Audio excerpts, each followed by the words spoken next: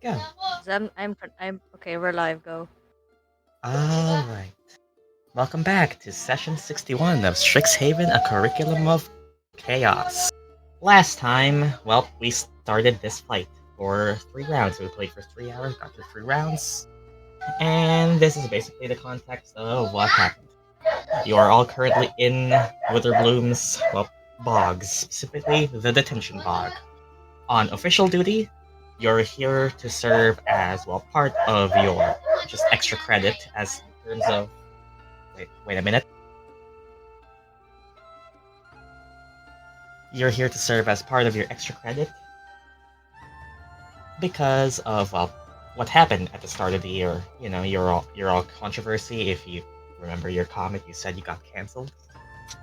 As, well, your reputation with the student body isn't exactly great right now, so in paper, the school, specifically Veralda and those who are in the know of the exact situation, have made you sign or have made you detention monitors, tasked with overseeing some rehabilitation activities done by students who are sent to detention. Notable ones include Lorraine, and Lila is here because it's part of her preparation for her fourth year final thesis project. Has to just, well, speak, help, and learn from the experience of morally guiding some wayward students. On actual duty, what you're here for, that you are given a secret mission for, that you aren't, that isn't official school policy, you're here to protect her. Because, as we can currently see right now, there is yet another attack on, well, mainly her and your lives. As things are speeding up with activities of the Oriq, and that is what is, well, fighting you right now. Mechanical clockwork contraptions that, well, burrow through the ground, which were the same as what attacked you in your student dorms, preventing you from going back there for the first, well, trimester. And now you're currently in the midst of defending yourself, as, well, the rest of the students, bound by their anti-magic restrictions, are currently just, well, cowering in the corner as you go and deal with their problem. Celeste and Lila are in a mech, and we can start with the start of round 4. Hopefully that caught you up. If not, well, we'll get to discuss more later. As... Oh god. Loud. Initiative. Oh, yeah, let me search the dinosaur stat. What dinosaur was this again? It is an Allosaurus. Oh, it's right Round here. 4 would officially start after the Behir's turn has ended. But before that, you hear more movement. As I've said before, this is a fight in waves. A fourth wave of clockwork creatures comes. Arleigh, thanks to your high perception and ability to see through a bit of the fog, you can hear them coming from the west. Right? As from over here, the west, a new unit charges. You've been through this 3 times already. It seems the longer time goes on, the more backup just arrives. Whoever is sending these mechanical creatures, they are determined to make this, well, your fault. As these guys. Which starts the round, as one scout burrows through the ground, unseen and undetectable, until he gets to here, where Arleigh, your aura, is able to pick up on it. It's under you. It just freshly arrived, probably has some charge to it. Electrical explosions. Sinetis, you're in a mech that's enlarged. Hello. If I remember right, your team desperately wants you to be the one fighting the Behir, which is on the other side of the battlefield, so, team coordinate, or whatever. You're in control of this mech until round 4, so this is the round it ends, I think. What does it do? Well, about that, I think it's actually in the pins. Yep. If you check the pins, you have the stat block for the Ruin Grinder. You have full control of this with your action, basically. It's in the pins, Ruin Grinder. we're thinking you can handle the Behir while we do the small ones. Also, now that you notice this, those clockwork creatures are dangerously close to the students. If the dino dies, I will just conjure up a new set to help with the crowd control. Since you said that, I'm just gonna make a copy of this one here in case you summon it again.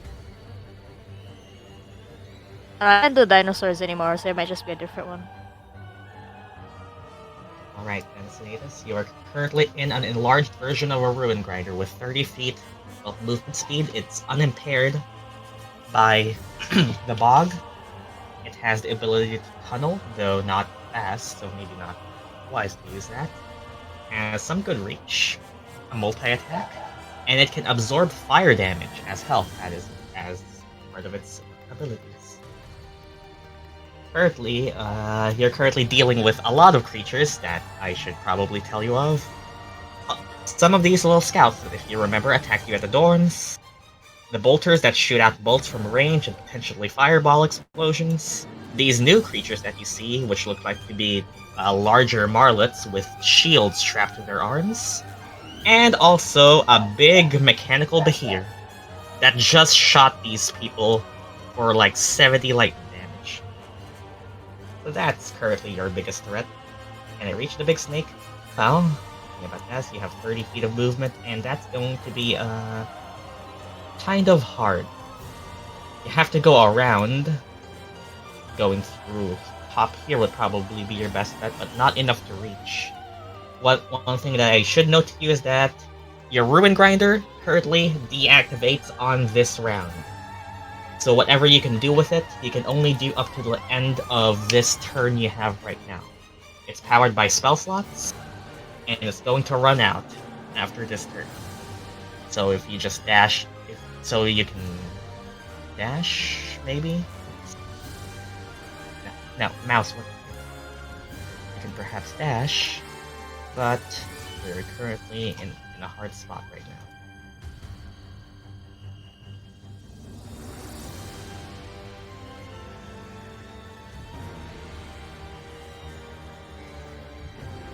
You can go up from the top, or you could handle some of these ones that are here, down here. But, well, team, what do you think? You know more about this fight than Retro currently does. Help him out.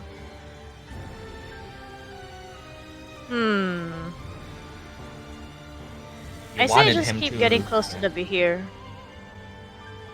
His bottom route is kind of cut off right now from having those three blocking his path, so he can really go on the top route, which is longer, but it's the one he can go. Yeah, I think just go as close as you can to the Behir. So one thing that I should can tell start you, doing damage on it. Retro, is that an action gives you an entire turn with this robot. So if you want to use Action Surge to keep controlling it, you can technically make it take 2 turns. If you want to. It will deactivate at the end of this turn. But Action Surge is just the same.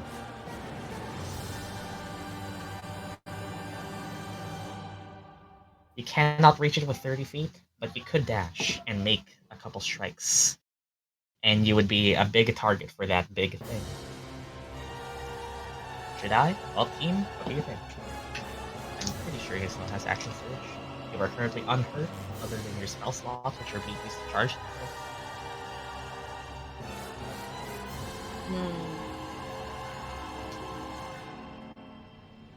I say go for it, because like we have a second wave at the left.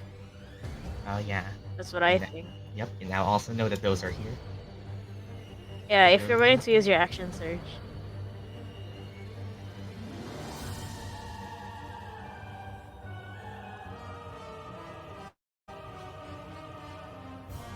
My screen isn't doing the larger and smaller thing, right? Or is it? No. It's not doing the thing. Hopefully it just will not anymore now that Discord's updated, maybe.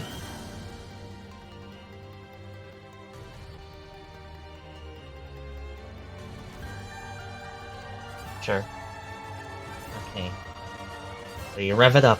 Sinetis inside the cockpit of this enlarged ruin grinder, revs it up, steps across with loud thuds and thundering whirs, gets here with 30 feet, decides that this is not far enough, puts the pedal to the metal, literally, and uses an action to dash, allowing you to reach the Behir, yes, with 60 feet. You can now take a regular action, on this ruin grinder. As a multi-attack for a +9 to hit, twice. You want to hit it.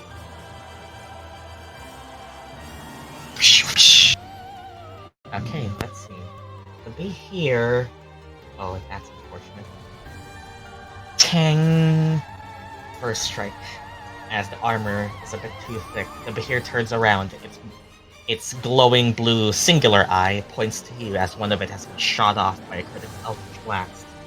It looks to you, opening its mouth, blue lightning coursing through, well, what would be its gums, as you bring down the second strike down onto its mechanical head. Ting! And it moves unwavered. 16 is not enough.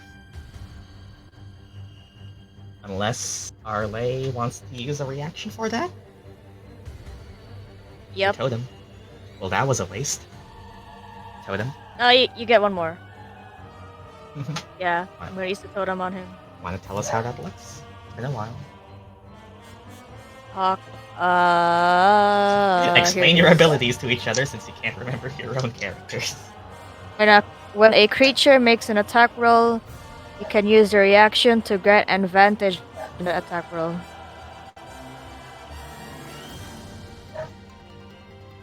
How does that look? Oh, that's nice.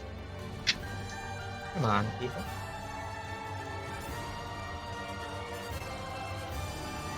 I'm trying to narrate, but my Wi-Fi do be Wi-Fi. And make one more strike then, Retro. Ting! Still not enough. Oh, damn. Well, this is a good start. Unless you have any more inspirations, that's it. But you are next to it now.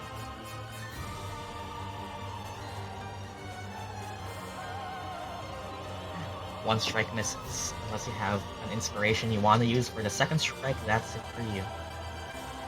Do you? Try to respond fast so we can get through the turn. Sure. Alright, one more shot. Alright.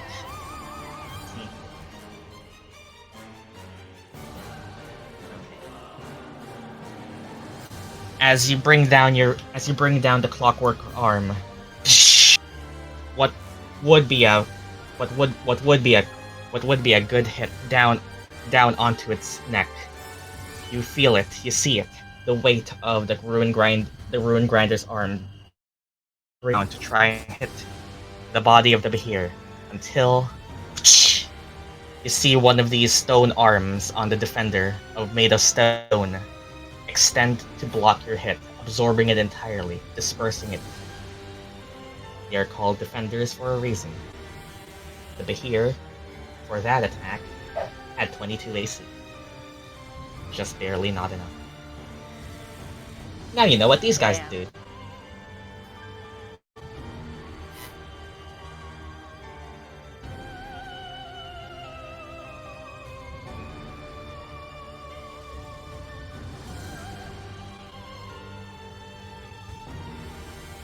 Don't have anything else, so that's my turn. Alright, you now know. That's their reaction. Clockwork Stone Defender, as a reaction, can do Intercept Attack. In response to another creature within 5 feet of it being hit by an attack roll, the Clockwork gives that creature +5 bonus to its AC against that attack. That's dangerous. Or inconvenient. And now, Bolt. I'm gonna give you guys some bad news.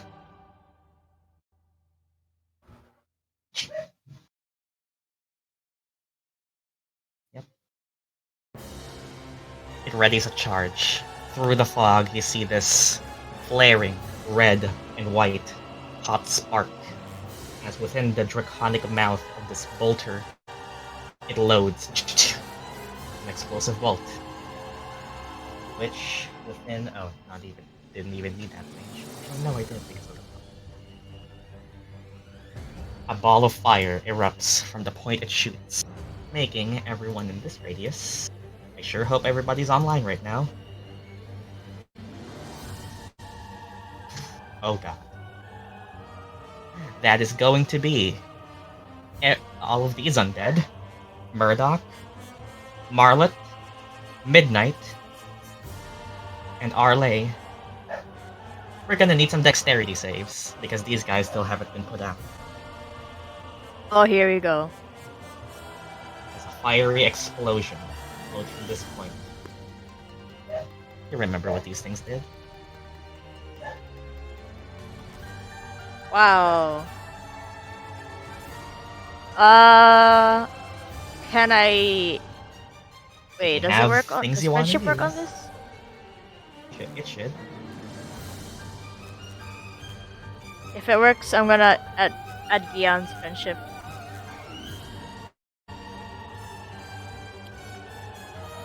You are currently being surrounded. Oh wow. Okay. So that's so 12 plus 4.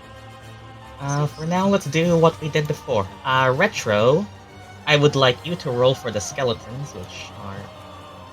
I will bring those up. Retro, can you roll for me 4 rolls of the skeletons making a dex save, which is, I think, d20 plus 2? I'm correct? Yep, correct. Okay, those are the skeletons rolls. Of course it went to them. And, Hi, or actually no, Stella, I would like you to make 3 rolls for the zombies, which I think are a -2, or a -1. Or is it 4 or is it 3? It's just 3.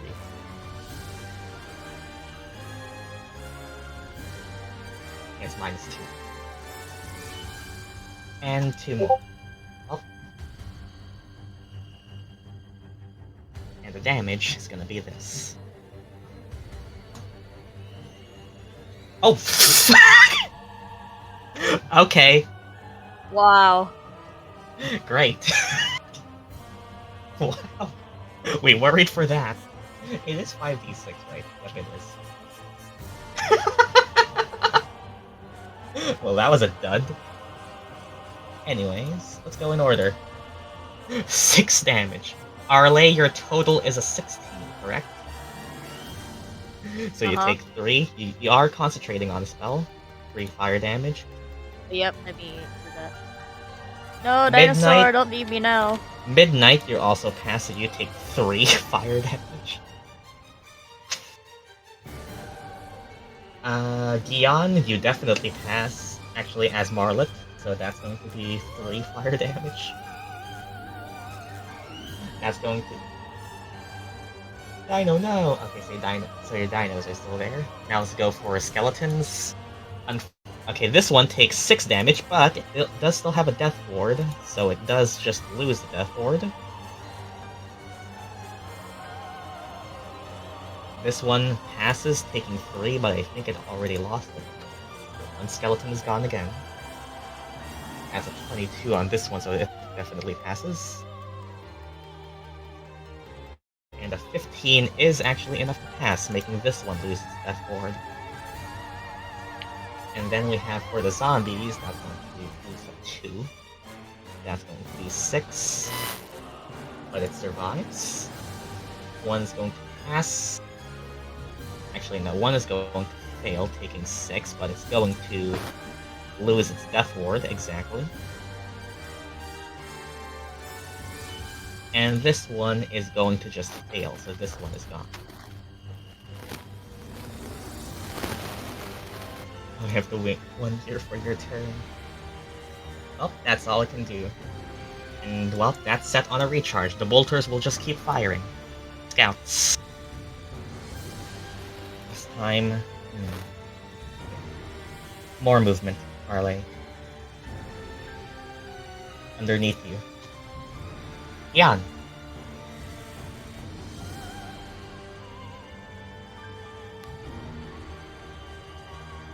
There is one thing you notice, Arleigh, is that these two aren't dug These two are digging under the ground. These are just out in the open.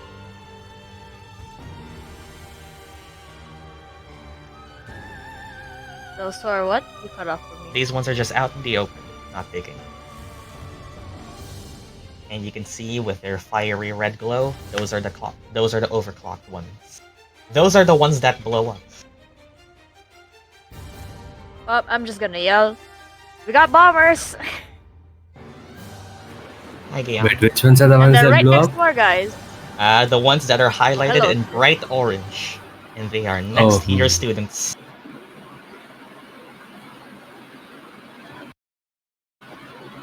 Who's after me? Oh wow, there is Yep. no one for like. Yep. Those two are still after you. You can see their orange glow, but you can't target them because of the thick fog reducing your visibility range to 30 feet. If you're inside Arleigh's aura, you're fine. But outside of it, you're struggling. It's with my quality, but you can see glowing orange in the horizon, which means yep, those are the ones that you deduced blow up. You haven't actually seen one do it yet, but you don't want to find out. But you are currently occupied with these. Yeah, I can't deal with those. You guys have fun with that. Also, oh yeah, this thing is now incapacitated because it's now just... Also, you heard this heavy thud being blocked. You could swear it was the Ruin Grinder, so whatever could block that is a concern. And well, assuming people are talking to each other, you can just tell each other what the defenders can do. Okay. They're Mega Marlets. Random question. Does anyone want to get polymorph just in case? Not me. Who wants Maybe to be you're- Harambe? Maybe you're a wizard with barely any health right now. Yeah, probably. Murdock's taking a lot of damage. You know what? I'll use Marlet's turn Oh, yes. first and smack the thing right next to it. Oh yeah, this one is still here. Oh yeah, speaking of this thing, I need to roll Fireball save for this thing. Not Fireball, but the unit one. Okay. Go smack it. I'm gonna damage it. It needs to roll pretty good dex save. Does it have a bonus? No.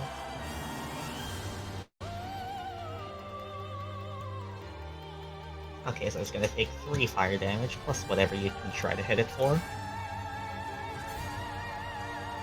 Paching! Lands.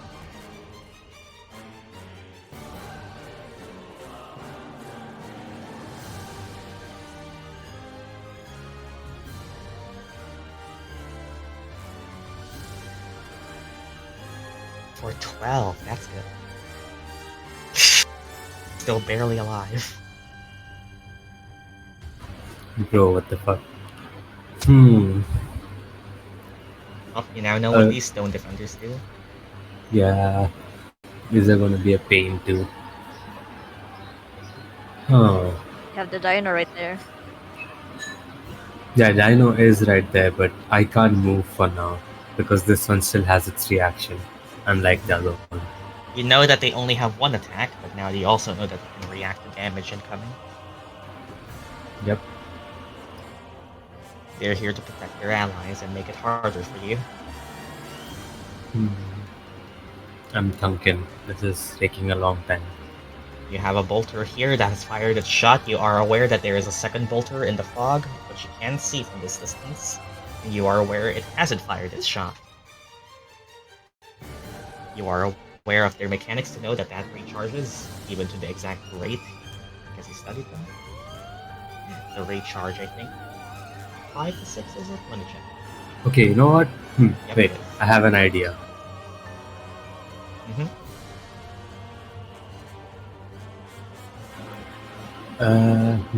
What would a 15-foot radius centered on me look like? 15-foot radius centered on you. That would generally look like around like that, but also include the two squares that are beside these things, like that and this.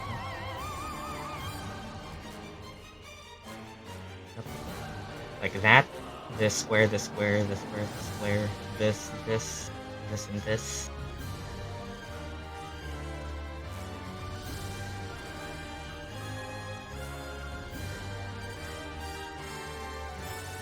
Radius tool isn't exactly accurate, but 15 foot from you is probably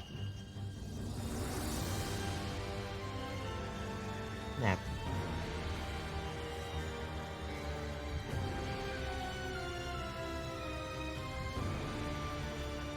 Sid? Oh wait, fuck! I forgot. I have to press to. Yeah, I was saying that I'll probably center it on the square diagonally from me, like diagonally northeast. So like the one square? This? Yes, there.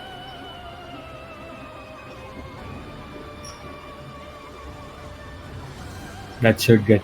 Plus, it doesn't get the bottom altar.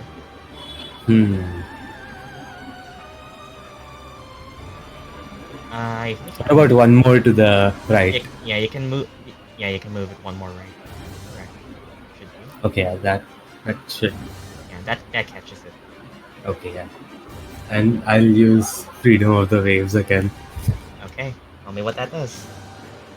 Okay, so just assume the ground just erupts with like a huge deluge of water pouring out, and then each creature in the area must succeed on a strength saving throw against my spell save, or take 2d8. Can you choose not to include people? Murdock's in it, and you. Yeah, I can choose up to my spell casting mod. So Stella, roll me is a dex save. Strength save. Strength save. Yep. Stella, roll me 2 rolls of d20s plus 1. High, roll me what's the defender? Plus 4, just 1. Stone defenders Okay, those 2 fail. Expectedly strong. Oh! And they all fail. Okay, the illusion of water catches all 3. Tell me how. Okay, that is 10 something damage. Bludgeoning. You're actually hurting them. And then they all fall prone. Oh.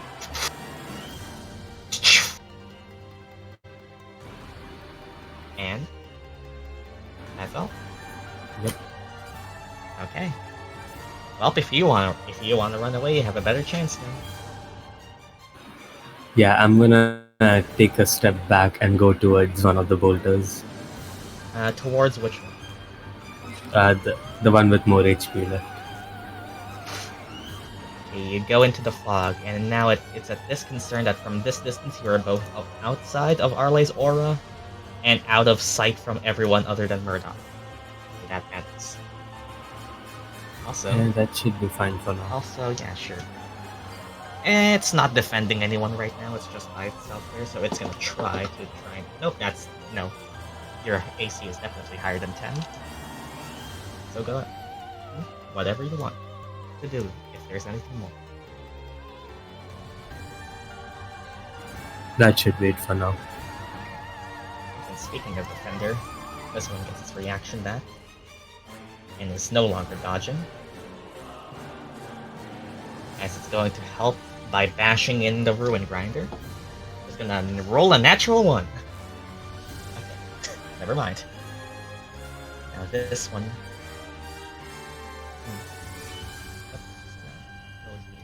As you see one of these fine creatures enter.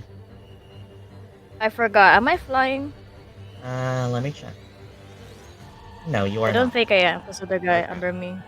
Iron Cobra just stays here and prevents any movement. Actually, no, wait, that's gonna go past the Ruin Grinder. Actually, no, it has 10 feet reach. It's not. It's still within. The other defender stands up.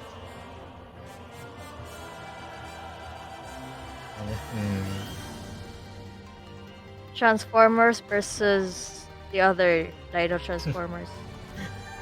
One stay here, 2 go to Forgot the Gyan. name. It's gonna go to Gyan. Allosaurus can take an attack if it wants. Sure. Actually, how much we Wait. I can still make it to Gyan, but What does not the into Allosaurus defense. do again?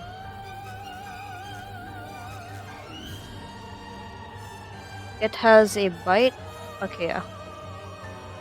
You get one. It will try to nom nom.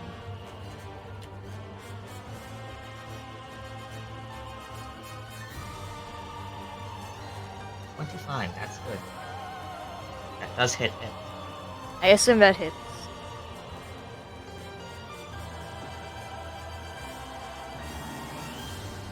Take 2d10 plus 4. And that's good damage. Let's go, dinosaur! It's crippling. And, well, going to try and hit Gyan, which is going to be probably not going to work. Gyan, that's 14 to hit. Nope. And Midnight. You are currently morale, if you want to remember what Lila gave you as a buff. Do you remember what it does? No. It's a d10 that you can add to your base d20 roll. Not after the roll, on the d20 itself. So if you remember how I explained, it's basically you roll a d20. Oh, right. And the roll gets buffed. If you choose to roll it, it literally buffs the d20 itself, not the final roll. So if you roll a 17, roll a d10 and get at least a 3, it's a 20. And if you remember what Gyan has specifically unlocked for you as a tactic, critical hits disable the clockwork creatures for 1 turn. Well, except the big behavior, which apparently is special. Gyan could try to identify that, but he's all the way across the other side right now. Look, someone else, but Gyan's your best shot. Yeah, unfortunately, we don't have enough people to deal with everything.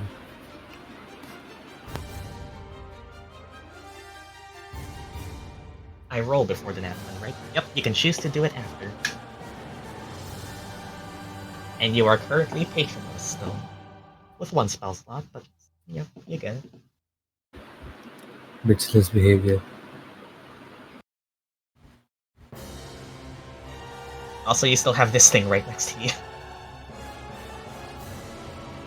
Just with everything zoomed out, I just would like to remind everyone, this thing's still alive. From like round 1.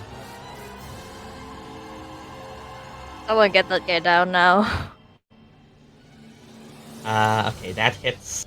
Oh my god, one of those could... On the stone defense. Oh, damn. Both? We could do one... Oh, no. Wouldn't they be at disadvantage because... I'm assuming... Is this a Rapier Strike or an Eldritch Blast? It's a spellcasting mod, so I assume it's... Eldritch Blast. Yep. Well, I guess that would count as 1 hit for the scout if one of them is on the scout. It would count as both hits towards the defender if you take an opportunity from the scout and aim both at the defender. Depends on how he's splitting it up. Both on defender, so you're taking an attack from the scout. And right, unless you want to keep it at disadvantage. Okay.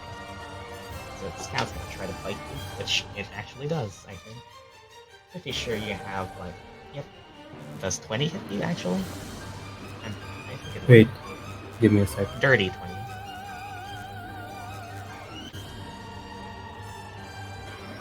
You know what? No.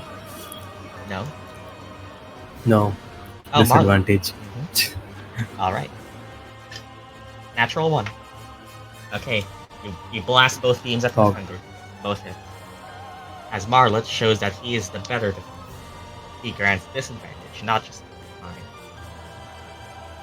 Well, just +5, it's still a lot. As that's 15 force damage. Blasting the defender's other door. That's using to block itself, but it does take damage from trying to block it. A bit of cracks form. Still standing strong though.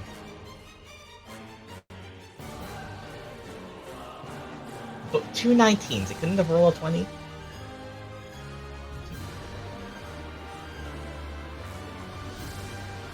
That's all I can do because I'm bitchless. The consequences of my action.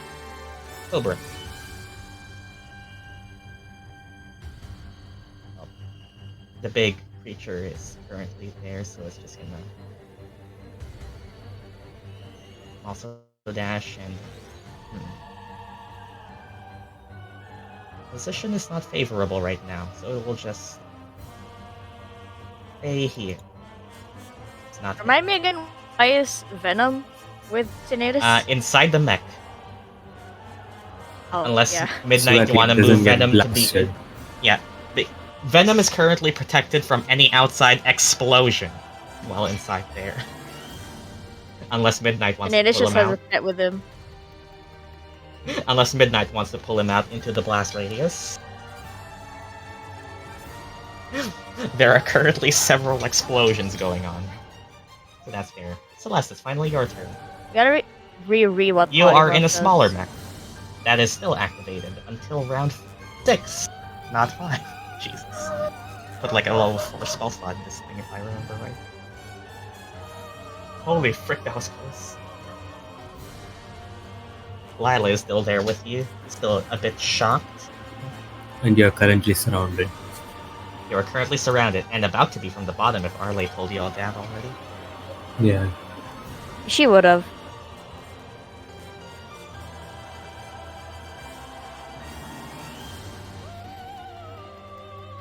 Well,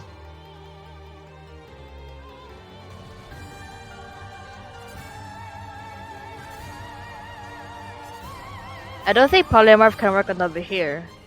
I'm going to use on the defender. Well, I'm not going to confirm nor deny, but yes, excavator attack on the defender. You bring out the 2 arms, you hear the words, make both strikes. +9.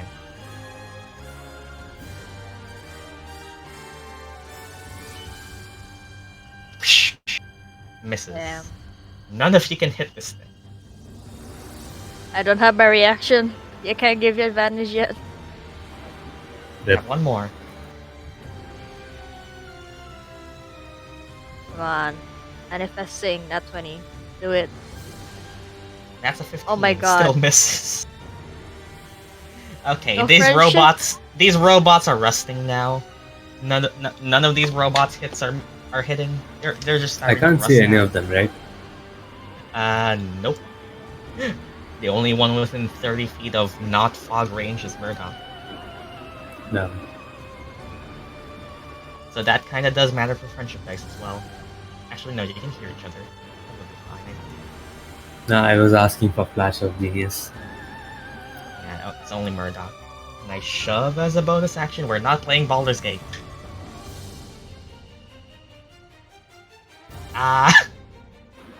That's the thing in Baldur's Gate. Yes, actually. You can shove Yeah, as a you can bonus shove as a action. bonus action. You've seen Yeah. me play it before, Sid. I did I always not. use shove. I wasn't paying attention to game mechanics. I was only listening to the story. Of course. Also, do you even trust your shove odds against against this thing? But no, It has a +4 to strength. I wouldn't risk it. 4. We're talking about the Behir. Not mine, but the next. Well, bonus action? You're concentrating on something. Oh, no, you're not anymore because you used. Oh, yeah, no. You could give Bardic to someone.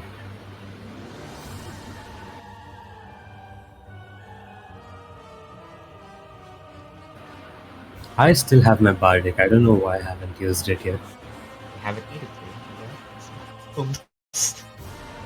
You There's cannot one Bardic dude the right next. next to you. Can you cannot- Bardic someone inside it?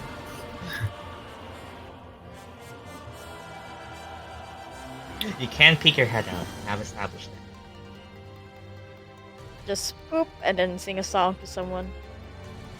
If you're Or play a concerned guitar. about who might need it, I guess there's Murdock at half health.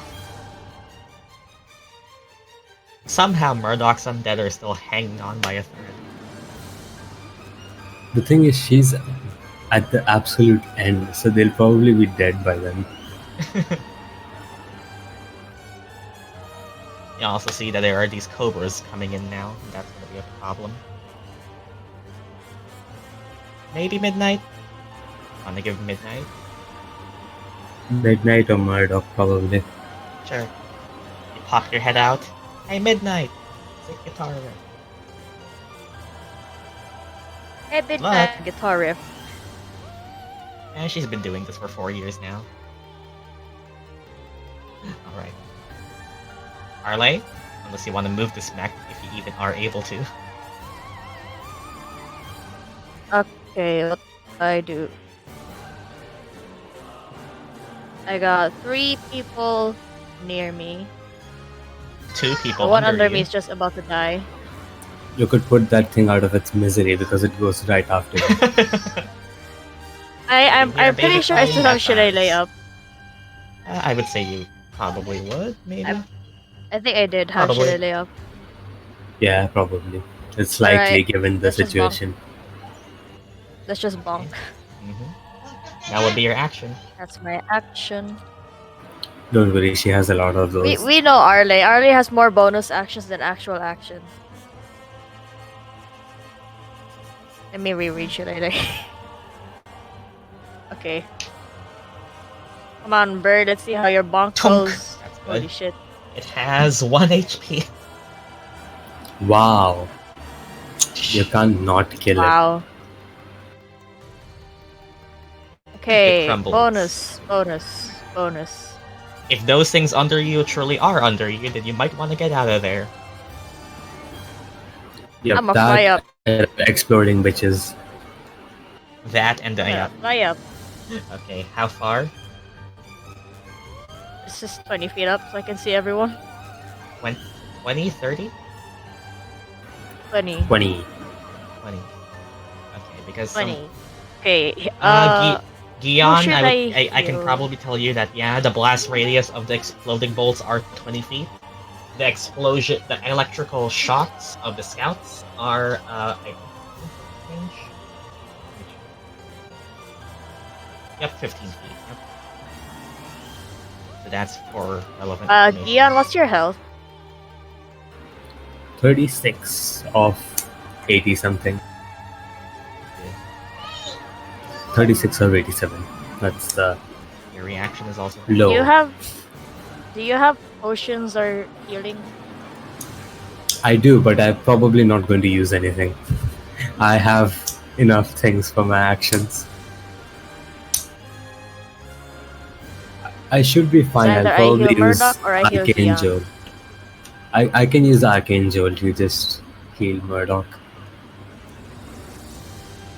Just heal Murdock? if you want better healing, Arleigh, you have your extra feat, the one that plays. Yeah. Petition to use the new healing word. In this campaign, where 5 out of 6 of you have healing, one of which being Yes. the Totem Druid. Yes. Any major What change should will I be do after this this as? fight. We'll see. I do. kind of- We can have all the healing in the world and we'll still roll ones. I'm sure of that. survive this fight and we'll think about it.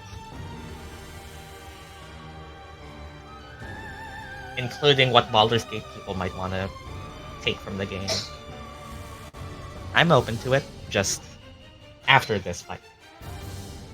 I mean, they're technically official rules. Technically.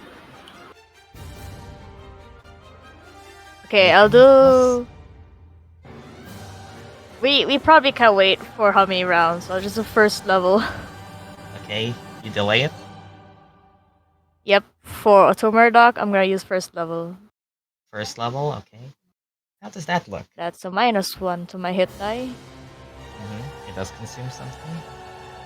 How does your time magic work? I'm pretty sure I explained it before, but It's been a I month. just posted there. Oh, I meant how does it physically look? Yeah, I'm reading it first. Hold on.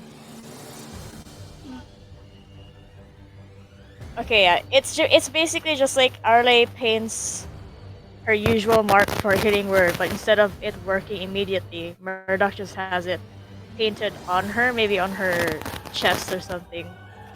It's just gonna pulsate like a heartbeat till it erupts.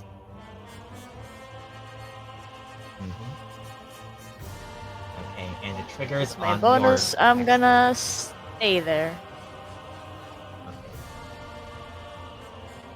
And I still have a lot of spell Oh, slots. here we go. Okay, now here's the thing. These things are gonna explode. And I need to tell you something about that. It goes here, and it's looking to be planning on blowing up near the students. So, as a reaction, anything that can try to attack it, can try to attack it. And the only one present is Sinetis, who is inside his mech that's deactivated. Or anyone with range. Celeste, maybe. Arleigh, maybe. Remember? That's a lot. Oh my god. Anyone need a reminder of how these things work?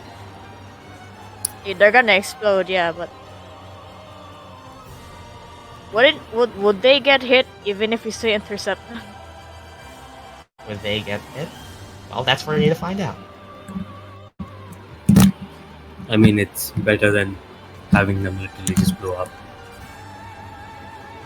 That's for you to Do you find out. have anything? Anyone gonna tell Retro how they work? Oh yeah, retro. These things blow up at the end of the thing if we don't use the reaction to fuck them up. They have less health than the actual ones, but yeah. I don't think they've actually blown it up use yet, a so we don't reaction? know what they do. Those who want to take a reaction to try and shoot them can take that reaction as a full action. That's it. So don't you That's have magic missile or something like that? I do. I use my free one, but I can cast it as normal. Yeah, you could use that. Anyone who wants to take it must take it now. Yep. If it Because doesn't put magic it down, missile I is- think I'm someone the else only who's one in who can range. see it. And there's also Sinetis and Celeste, possibly. Yeah. Celeste is a big robot. I will Probably. say I that kinda wanna probably because of your aura, the aura essentially extends your vision due to it being the eagle. So Celeste can probably see. If it doesn't put it Kinda down wanna after the skip first person mine. takes a reaction, somebody else can take it until you have no more reactions left, or people can take it. Because as well. So far, the ones that have tried to blow up are the scouts and the wolves. You haven't seen the Poblas do it yet. I kinda wanna save mine because of like I can give you guys the advantage with my reaction, especially for Sinetis. Yeah, but who's not there gonna be here aren't right many now. other options we have. Celeste can try first, but if that doesn't work out, you'll have to take the reaction. Sinetis Yeah. does have ranged Celeste is cantrips. okay with it. Sinetis has a ranged cantrip, and he isn't really in a position to use shield right now. Yeah, you could do like Firebolt or something, that could still work. For Sinetis, if he has Firebolt.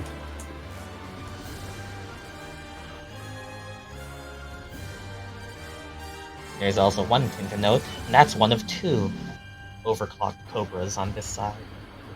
Yeah, but at least the last one isn't till later.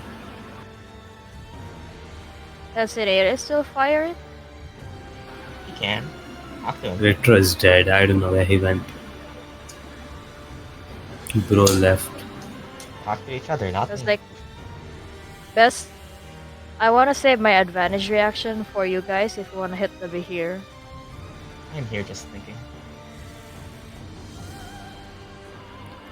We have two options before we go back to just Arleigh using her magic missile. One is Celeste tries to do something, or Retro uses a ranged cantrip. You can keep trying I'm assuming with mid scale can see it. till people don't have reactions anymore. For those who remember, the other ones needed 10 HP of damage to be diffused. You don't know if this one is the same or different.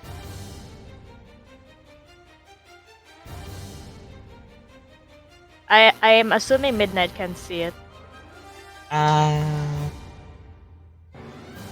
Possibly. There's a shot. It has some cover, but there's a shot due to your aura extending your visions. Okay, It doesn't who's have going the best first? shot compared to everyone else. It has a shot. Petra and Stella, who goes first? One of you probably has to do it. Before I do it as the last resort. Come on, team.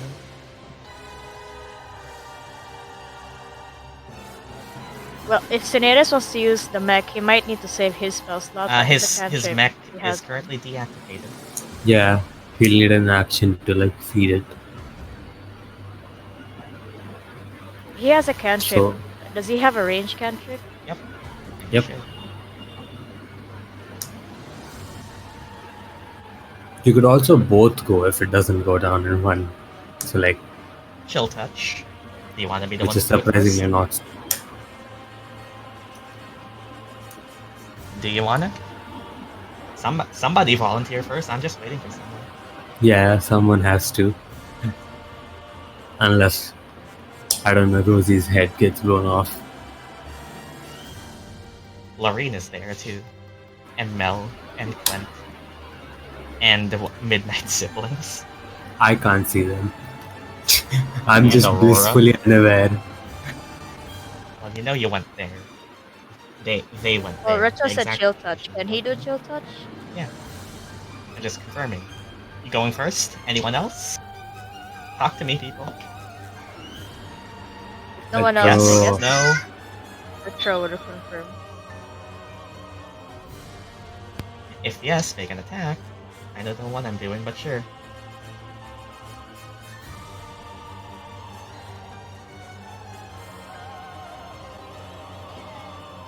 This session will only be as long as you guys make it.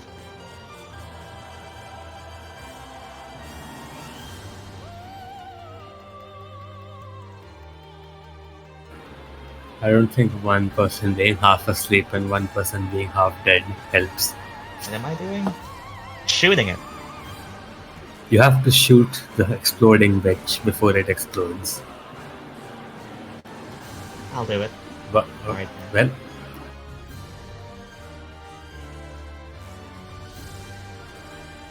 Anything that uses your action to shoot something.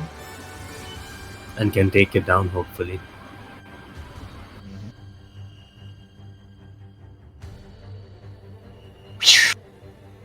A bolt of fire flashes through the air, as that is a 17, which does hit the Cobra, thankfully. It doesn't have that high of AC.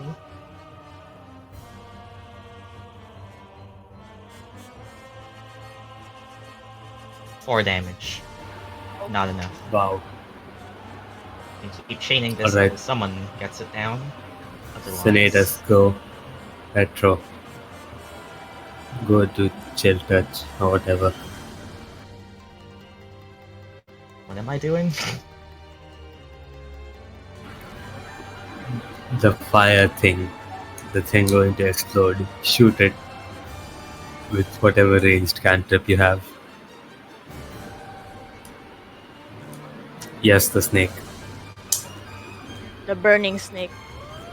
The snake with a ring of fire around it.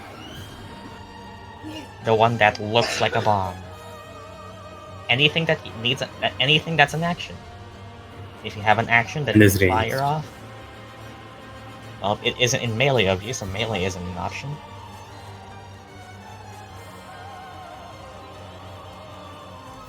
I have Scorching Ray and Shatter. Shatter explodes, not just it. Yeah. It would be a disadvantage for Shatter, and it can hit another thing, including the students. You could center shatter in a way that it doesn't hit the students, or is it centered on you? It could be manipulated in a way, I think. Yeah, you could pull off shatter in a way that gets the two cobras, but Hey, How big is Shatter? 20-foot radius? 10 feet radius. I think it could be possible at the cost of the mech also getting hit. 10 feet radius. 15. I think the only way to do it is also hitting your own mech. That isn't hitting the student. But both of them would be rolling disadvantage because of Shatter's property.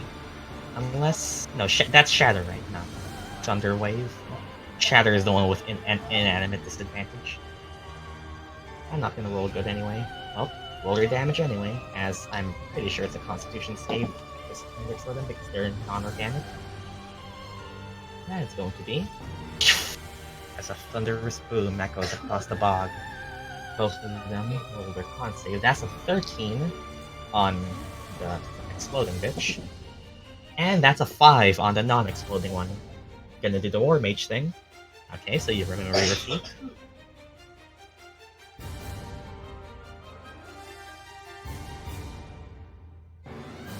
I'm pretty sure both of them fail. Your spell DC, as I have in your sheet written out here, is 14. Yep, 13 is enough.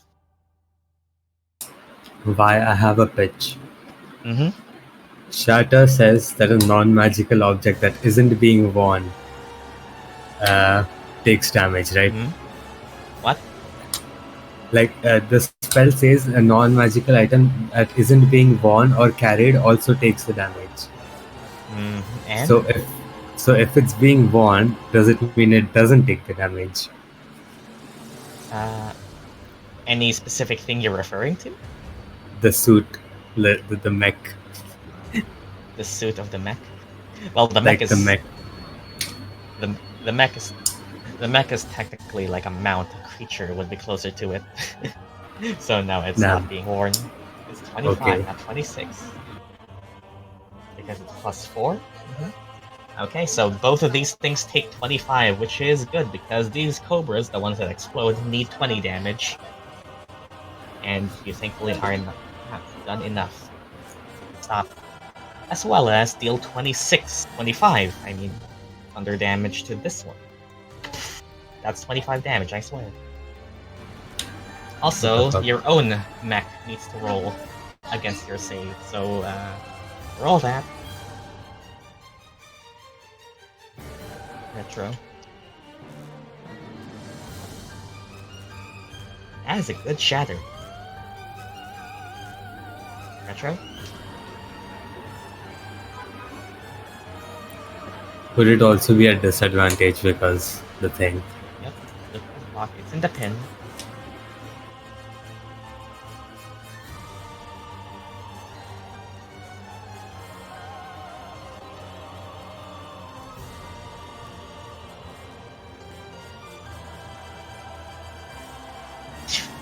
And it's actually going to pass. That fails. Oh, did you increase your spell DC? That, however it works. My DC is higher. So you boosting your own DC made it take advantage of. Nah. It could have taken less, but no. Oh god. Wow, that's a lot. The cobras have more HP than the grinders. These things are built. DC was 17 to 18. Wow. Is that Wow. I'm That not sure. is insane. I think it might be right. Pretty sure. Makes sense. My DC is 15. Oh, your DC is 15? Okay, then I probably just didn't put the right one, or didn't update it. This one's for the sword. Oh, so you have your sword equipped.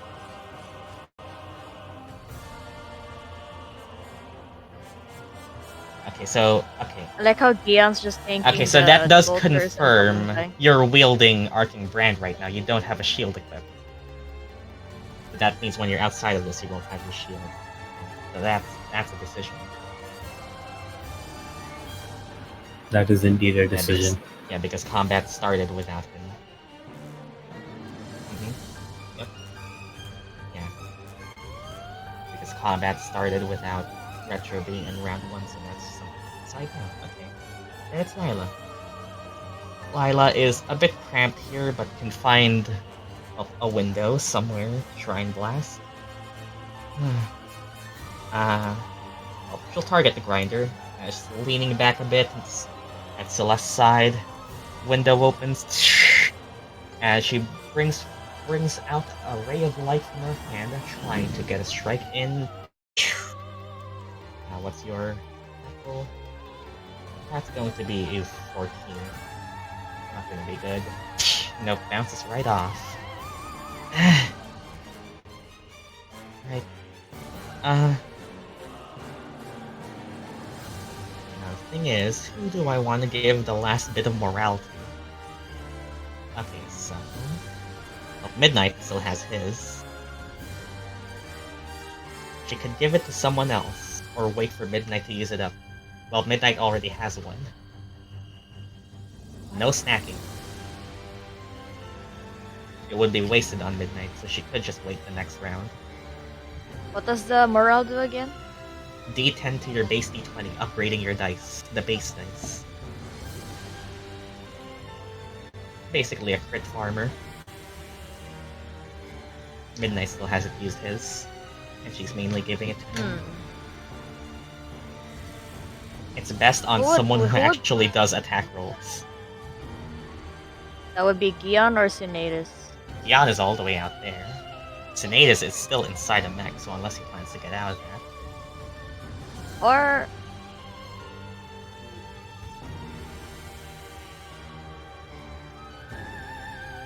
Because right now the candidates are Marlet, Arleigh, or Celeste. Sinetis is a bit too closed up inside his own mech. Well, Arleigh barely does any attack actions. Does the... Oh, hi, I'm back. Does the range, like, you said that they could see farther because of the aura, right? Essentially... Does that not what? Include me? Because I'm... well, now we're getting into her own range, which is not a lot. Lila can specifically reach up to... Yep, Lila can only do that within 30 feet, so you are way out. Ah, okay. I mean, probably she can give it to Midnight again, right? That's what I heard. Unless I heard wrong. Once he's used up his own, he still has it. Still has his one. So right now it's either just give it to someone else. Sinetis isn't targetable because he's inside his own mech. The only others are Marlet, who uses attack rolls. Yeah, Marlet. And Murdock, I guess, who can maybe upcast a Chromatic Orb. Yeah, we control Murdock, so we could make her just attack. Marlet is going to attack anyway, so you could... It's a safe bet to give it to him. That's the only thing he's gonna do mostly. It also gives the opportunity for a crit, so you would be more favorable with your bigger damages. Yep. Okay. What's the gang thing? Right, party vote. Murdock or Marlet. Type 1 if you want Marlet, 2 if you want Murdock. Go. I guess I have to vote.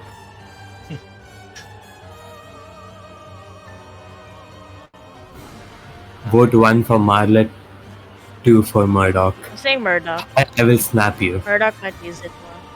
I think Murdock's because you're a already child, I'll do minus 1 to that. I think we're already at majority Murdock. That's 3 people. Yeah. Right. Murdock then. Right. Lila shifts around in her seat with Celeste taking the other side. And launches a few strings of light towards Murdock, who gains morale. That's gonna be fun. Okay. Bolter. Stands up. Okay.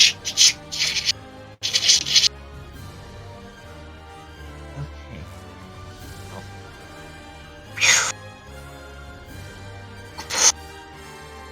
I don't know if you actually heard that, but... And... did I say 20? No, I think it's 20. Be like... Oh god. Hey, this is actually beneficial for the mech people. Okay. Allosaurus. Marlet. Not Arleigh, because you are thankfully exact.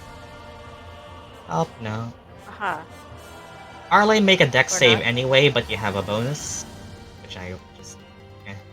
A bonus? Okay. Make it an advantage, sure. Might as well. Okay. The range is 20 feet. You're not exactly out of Dex it. You're not save, right? exactly in it. Yep, dex save. Marlet. Midnight. Ruin Grinder still. Yes. Oh my god.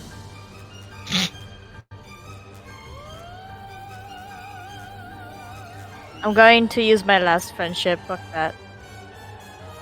Is it even possible to save that? Oh, And what's the DC? I don't know. Do none of you have Did we- inspiration Yeah, of any it's kind? it's 15. Yeah, you got enough within the range. DC 15. Oh no, I can't even save it with friendship. It's a 9. Won't reach. Wow. Hare is pulling out all the stops. And I use So my do you not have friend's beloved? inspiration from another campaign. I used my would, beloved. I would allow Oh. it. Honestly. Oh, that's an option. Look. Scheduling is more everyone's fault than High's at this point. I'll allow it. It got cancelled. So...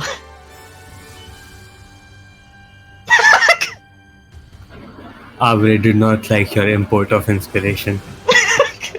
It doesn't take imported goods. Wait. Waiting.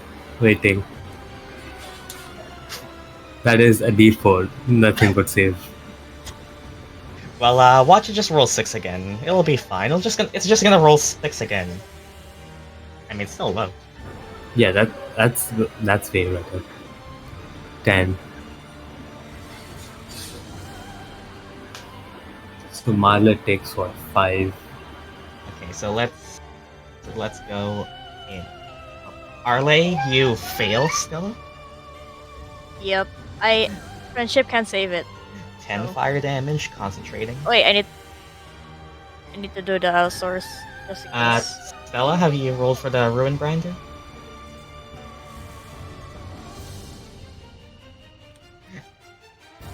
Oh, it Allosaurus fails. is failing at 10 fire damage. Oh, let me just. Dexterity save.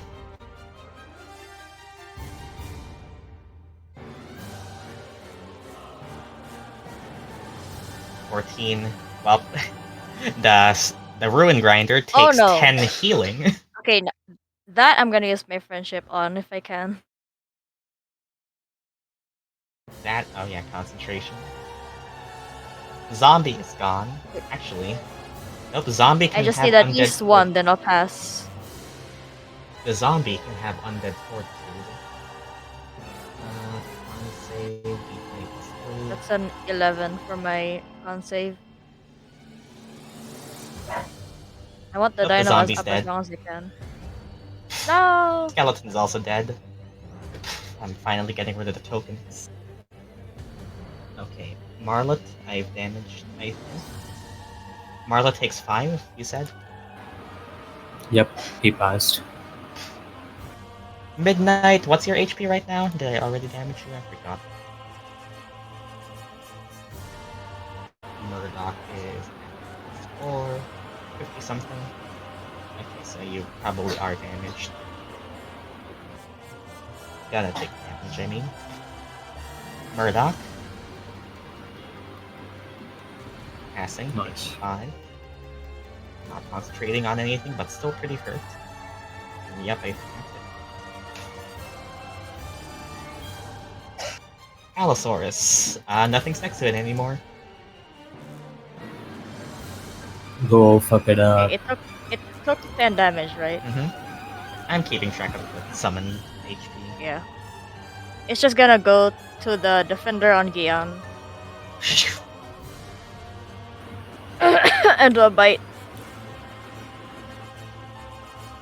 Actually, oh wait, no. That won't work. Let's just hope this hits. Oh my god. The 8. That's gonna miss. Just clangs its teeth, breaking off a tooth while trying to bite stone. Wow, that's... I can't even save that. Yeah. Come He's on, either Dino, walking pick up shield. your... Okay. Pick up some slack, Dino, come on. Does- You'll is move that- one more square up, just to does cover it- does space. Yep. Does it only have one attack? Yeah. Oof. It has I one, but guess it does 2d10. That's it. Yeah. Well, now it's Murdock. What do you want Murdock to do and possibly use this charge for? What can she do right now? Crit something and incapacitate it, maybe. If you want my opinion as a smart Murdock, it's the defender that's next to the Behir, so I can stop giving it the shield. Yeah, that's what I was gonna say. Yeah, But I'm Murdock's just smart. thinking Murdock's smart. what else is there. I can give it to you. I can give that to you. You've already crit the Behir and I- it hasn't been incapacitated, but at the same time you don't know how the Behir works. Might be best to use that then. The guaranteed Yeah. thing is shooting the defender. If it can hit. Probably can. Probably It's a D20 can. plus a D10. Do you want to? Yes. I say yeah. Okay, so Murdock, thankfully, I've also kept track of Murdock's spells on this document. Murdock has only used 3 spell slots, 1 from each levels 1 to 3. And Murdock has 3 4th level slots. And a 5th level, What? but probably. I still have all of my It's only been fourth 4 level slots. rounds. Go fuck So, 'em up. I already am Murdock thinking of Can polymorphing probably someone. use a 3rd or 4th level chromatic orb and try to crit. Fourth. 4th? Fourth. Am I hearing 4th? Yes. I am. Sure. You are hearing fourth. Okay, anyone else voting for 4th?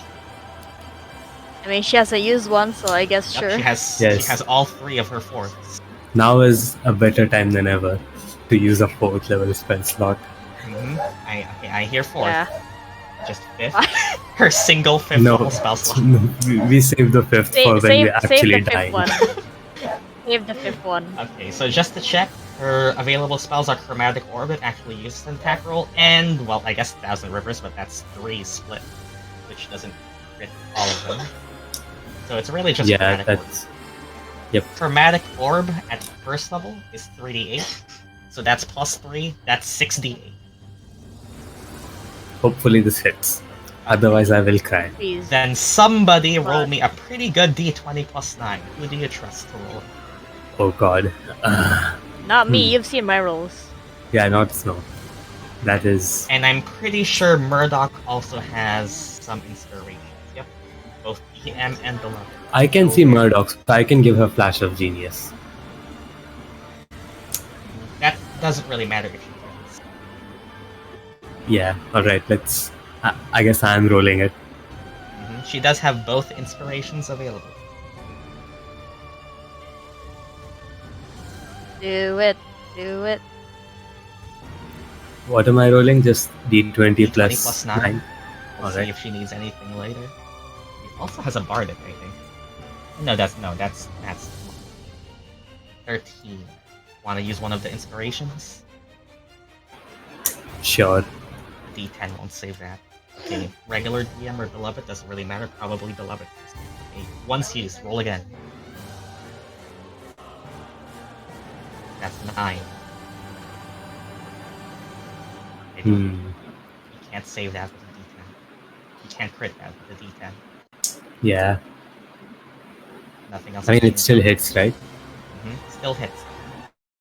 But not the you were hoping for. That's still gonna be Yeah. 68 I could. Wait, no. acid damage. The only The thing that advantage can make it a crit you can give? is changing the base dice, which only Lilac can do, and even Lilac can't make it reach 11. Yeah. Nothing you can do can make it crit, But but it does still hit. Would advantage still work on that or no? No, it's already at advantage. Alright. Okay. I guess then we Yep, just take this. somebody deals 68. It's still 68, just not 12d8 you were hoping. Unfortunate. Still, that's 31 acid damage. Let's just say it doesn't do Better than anything nothing. for them. That's thing nearly half down. Man, it could have been like double that, which is what's sad. Okay. Well, yeah, that is. It could have been 62. Yeah. Now, Murdock still has a bit of the firing squad left. Let's Yep. just make this zombie probably face that, and 2 more skeletons. What do you want the skeletons to cover fire for? This other Can I get the other thing? The other one The that's other about to defender? explode? No, the other one that's that's about to explode. You can put them up to position, yes.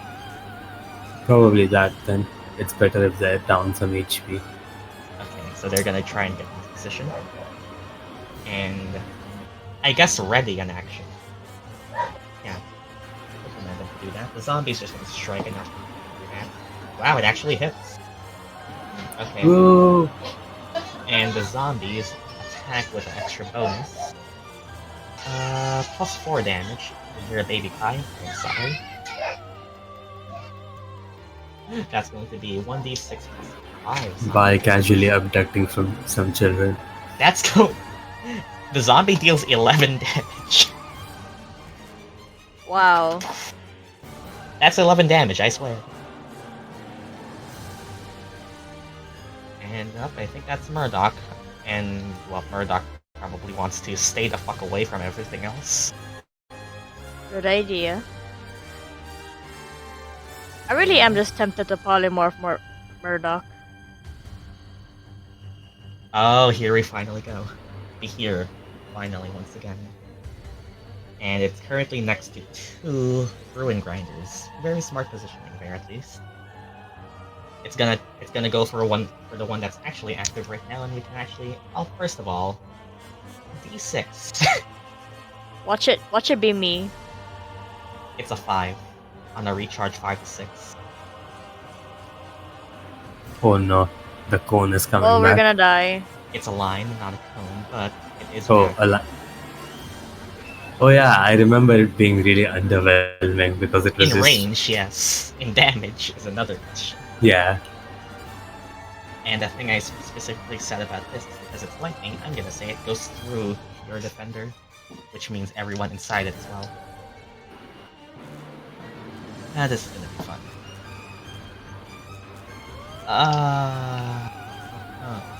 Let's see here. How do we want to do this? Do I even want to? Honestly, the thing is, no. I'm gonna say no for this round. Next round, sure. But it has something it wants to do, which is multi-attack and restrain something, which is gonna be more useful in the long run. So it saves it for now. So, time to bite with a plus 10 to hit on Sinetis. That's still gonna be a 13, wow. And, well, unfortunately, its bite misses for it, but its tail does try to wrap itself around Celeste. Well, let's stay with the ruin right now. And that's going to be crazy. Exactly a 16. Wow, rolled shit. No. Plus 10 to hit. As it tries to constrict. Gears turn. Well, gears turn as the sounds of whirring mechanisms. As it deals 7 plus 7 plus 6. That's going to be 13 slashing damage to the ruin grinder. But the important thing is, it is restrained.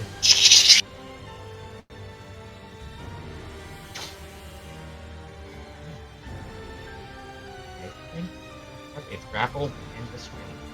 And a precision. That's what it wanted to do, so I can get rid of that. Now,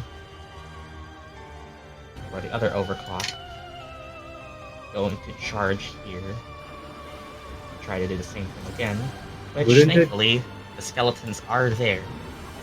Would they attack before or after it moved? Right now, because they have both a ready action and a reaction, so they technically get 4 shots. Oh, nice.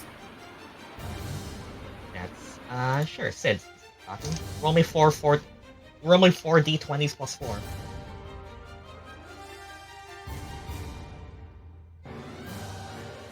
skeleton skill.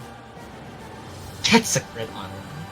And That's still, I think, that's 1, three. 2, 3 essentially. Yep, 3 damage type. 3 damage instances. So okay, then roll me 3 d6s plus I think 7.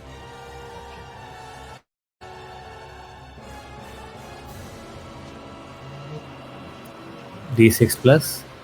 D6 plus 6 actually. 3.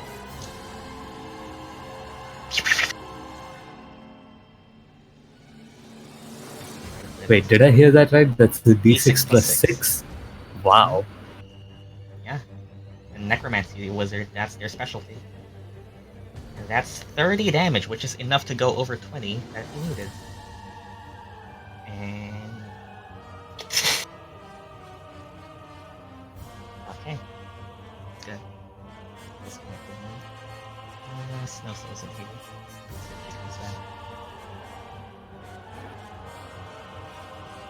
Okay, that's good.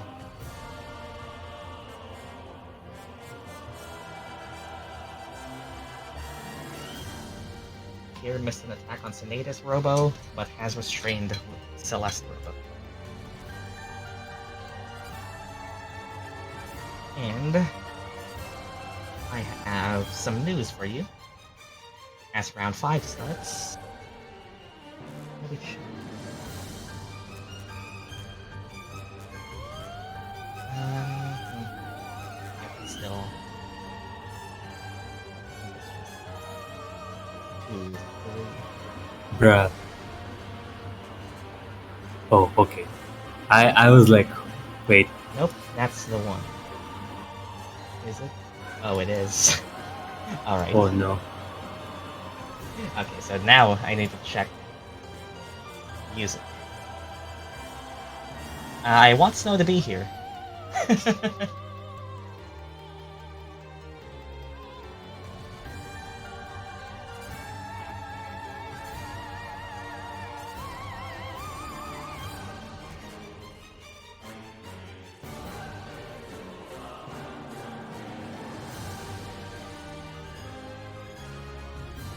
It's round 5. It's here.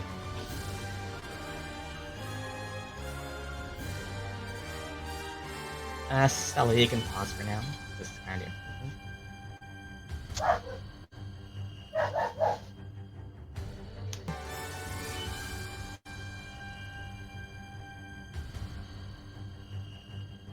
Are we back? Answer me. Stella? Yeah. Okay. As the 5th round rolls on. Here.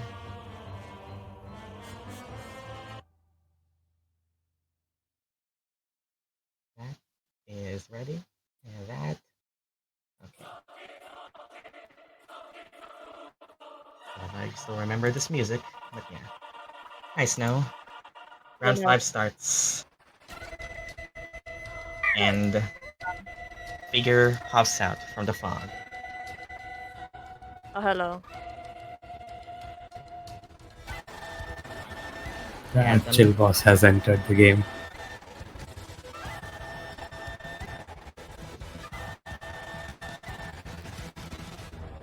Wow, can the scouts not roll high on initiative?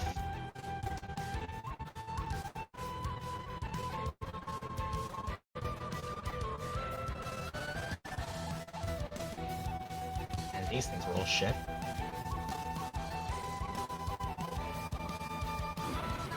Is there a blowing up defender I see? Yes. Yeah, we're gonna die. Why does that look like Tom and Jerry from Tom from Tom and Jerry? The thing in the middle. Oh well, I'll get to that. As you see popping up from the fog, I almost said log. Popping out from the fog is what seems to be an Oriq, but one more unusual than the ones you've seen. Portrayed by, well, accentuated by the pointed white fox ears and the stylized kitsune mask, as the engineer of the Oriq finally shows himself. Huh. Well, here it starts. And Upon their appearance, something else also triggers. With a raising of the hand, you feel a pulse as a violet glow rings out into the field, enveloping all of the machinery here. As long as the Oriq engineer is alive, every clockwork creature has magic resistance. And the fight actually starts, with the engineer coming to join the fight. Okay, so now, round 5. Scout pops out from the ground. Let's move it here instead. And shocks all of these creatures. Trying to get rid of all of the undead right now. Make this fast. That's a fail. That's a fail. And that's also a fail. The skeleton is permanently dead. This one loses its death ward. This one loses its death ward. 1, 4, 8. That's going to be 14 and 16. And with this as a pass, the Cobra is going to take 16 lightning bullets. Actually, yeah, correct. 16 lightning damage.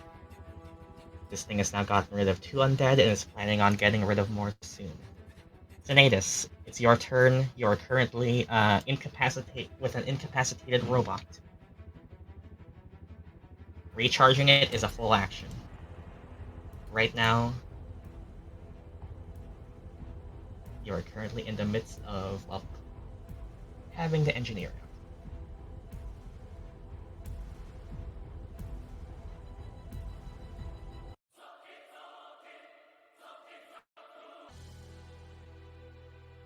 Should I recharge it?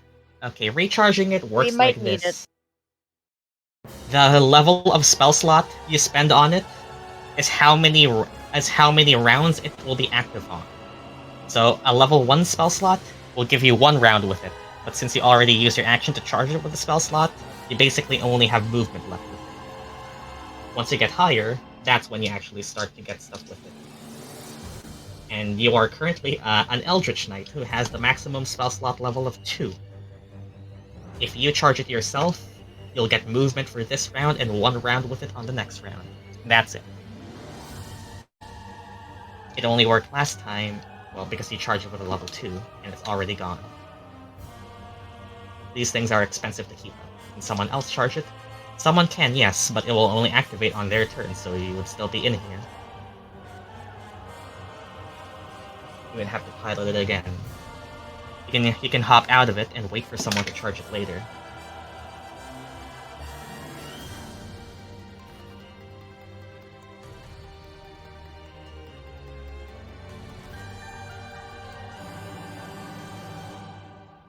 Anyone I ready can't. to I have charge like a lot of spell slots. it? Mhm. I still have like 3 level 1s, 2 level 2 and 3s, and all my level 4s.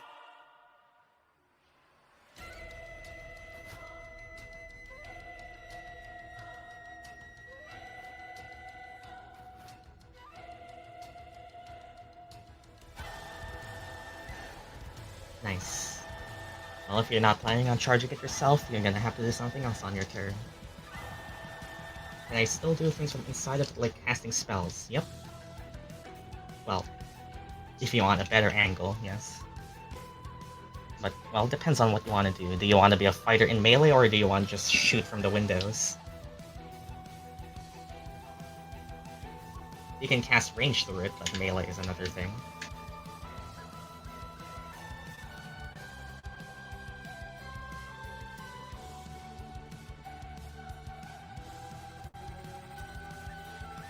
Let's actually have the art.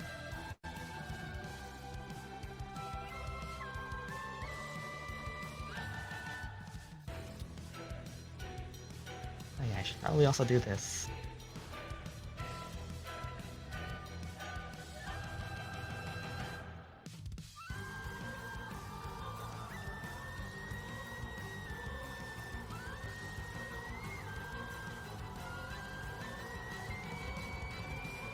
Druid is resistant to magic damage, right? Magic resistance, which means the resistance to saving throws. The ability magic resistance.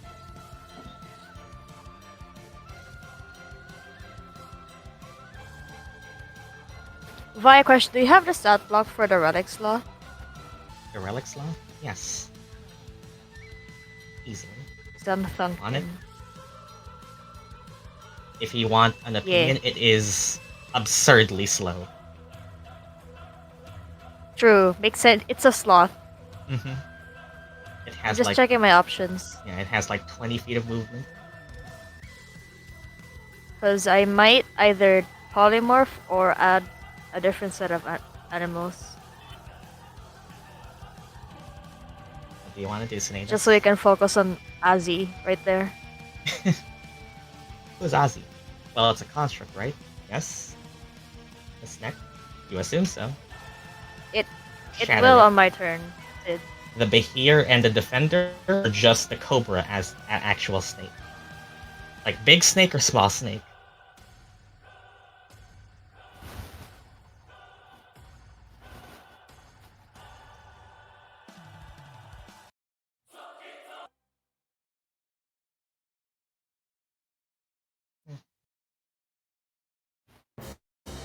Big snake and robot. Big snake and robot. Alright then, he casts Shatter on the both of them. So both of them will roll normal con saves then. So magic resistance applying to them now. And that's going to be... Behir rolls with a 21. And the Stone Defender rolls with a 4. Alright, Mage of Might.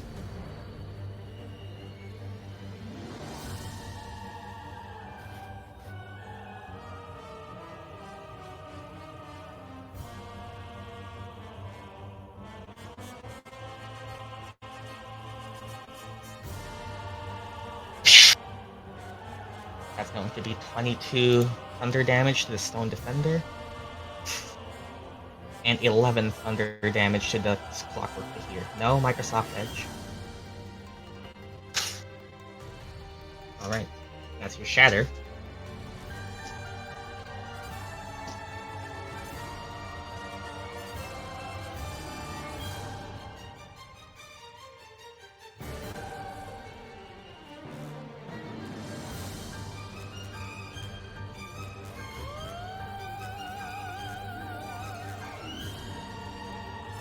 I don't have bonus actions, so that's it. Oaken Bolter.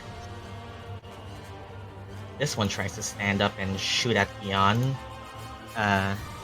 Failingly, probably. Gyan, you here? Sid? Yep. Oh, it's gonna attack you at disadvantage. Natural 1. And a miss. The Scout.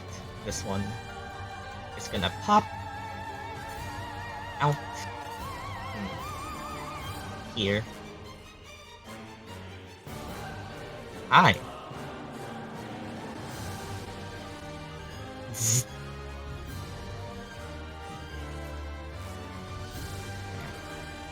As one final electric shock, Arleigh, you are outside of it.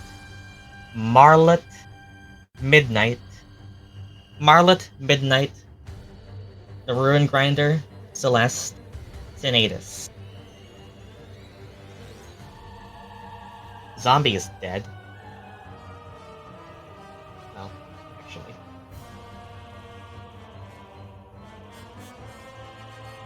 Zombie is definitely dead.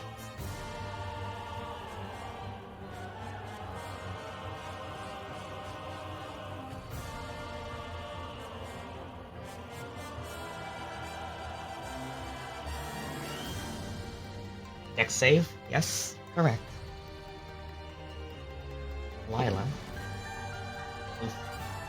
Lila is gonna save herself with her own reaction. And yep, and pass thankfully with her own.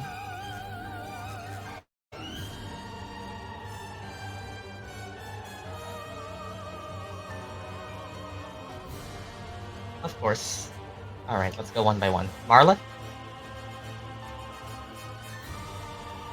Marla passes, I assume. 16. The 8. Midnight? 18. Passing. That's going to be 8 lightning damage to you. Celeste? Is that a 7? Or a 14? Or 14 on the bot, which fails. 14 on the bot, or does fail and actually double. The bot actually does pass, never mind. The bot passes, the robot passes, taking 8. And Celeste is the one who fails, taking a 16, I believe. And Sinetis? Retro, did you? Dex save against the lightning shock? Retro.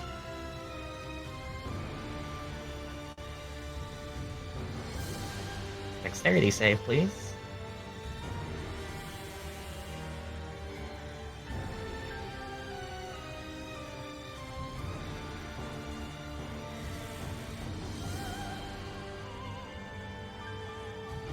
That's a pass for you, taking 8 lightning damage for the first time. Wow, you are still pretty good. And okay, that's this little bronze scout. And now that's stuck in the field. Gyan, you feel something bad coming from down there.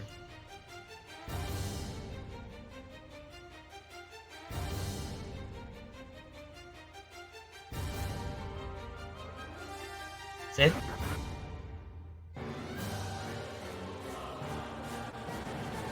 Okay, this is looking dicey now.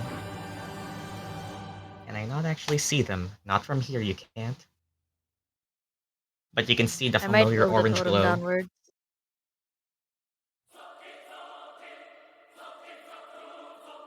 Ah, timing.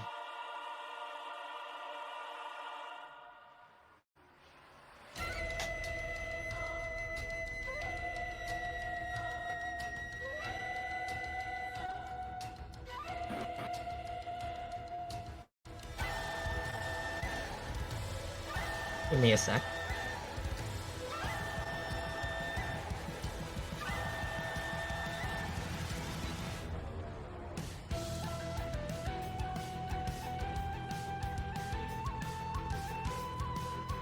While he's sunken, what's a good option here? I could just keep the dinosaur up, or I could do the polymorph path. Who wants a Harambe on the field?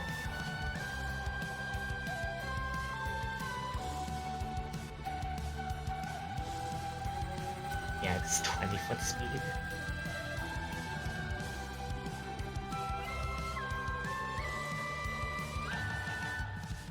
It has a reaction? Oh, it actually does. The special thing about the relic slot is it has a reaction against being knocked prone. Yep. It has slow but sturdy. When it's being attempted to be moved or knocked prone from its base, it just reacts and says no. Nice. How far is Marlet away from me? From you? Yeah. That is 35 feet away from you. Can it go above me and hit the thing? Like the bolter near me? Yes. Sure, let's do that first. Trying to get rid of the bolters? Alright. This is now the actual fight, so I wish you all good luck.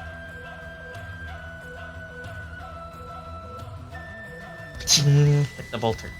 Clang, as the forceful arcane punch of Marlock rings through. Everyone heard that. 6 force damage. Slow, but you're getting there. These things are tough. You don't know how long you can last. You better hope enough.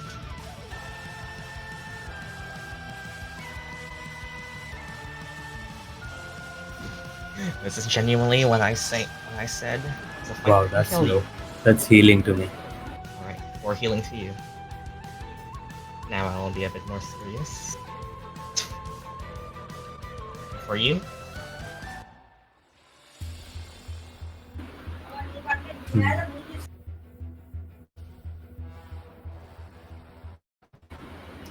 Uh, I can't see it. That's the problem. If I could see the thing, I could do Fuck. more.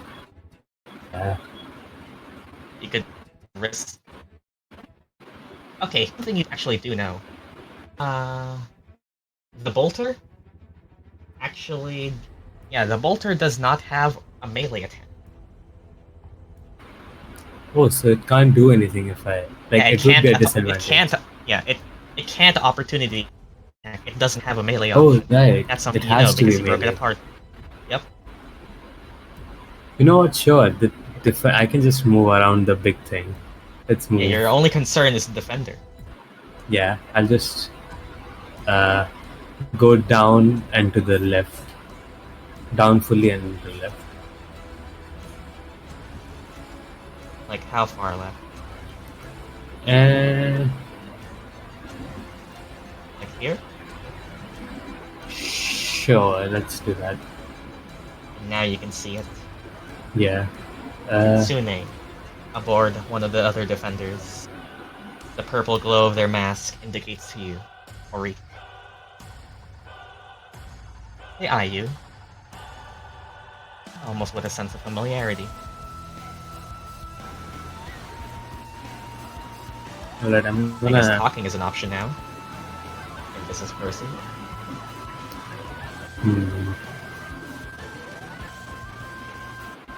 I'm thinking. Should I just go and swinging into a level 2 guiding bolt?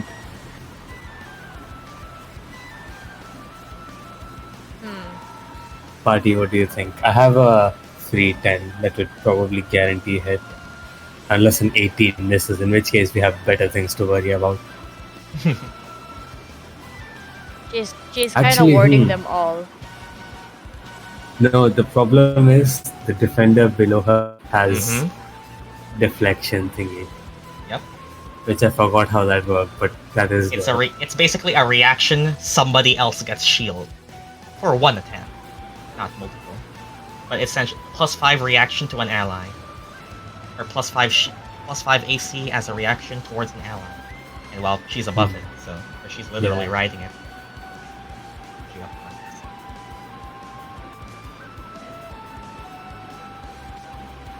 It could work if it is low enough, and I can get it to a 22. If it's below 22, then it can work. Above a 22, I can't do shit. Above? So it's a gamble if I do take it.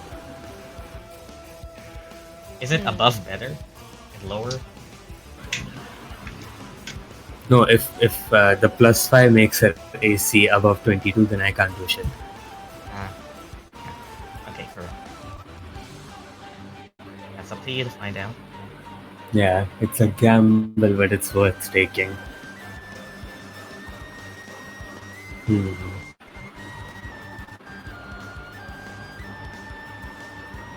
She eyes you. Do you want to try talking to her? What would I even say? This is the only alive person that's actually an enemy. So it's your one option.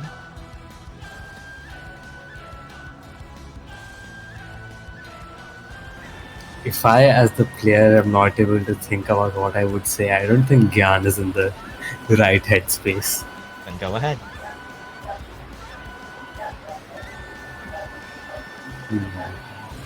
You also are aware of that pulse. You can see it.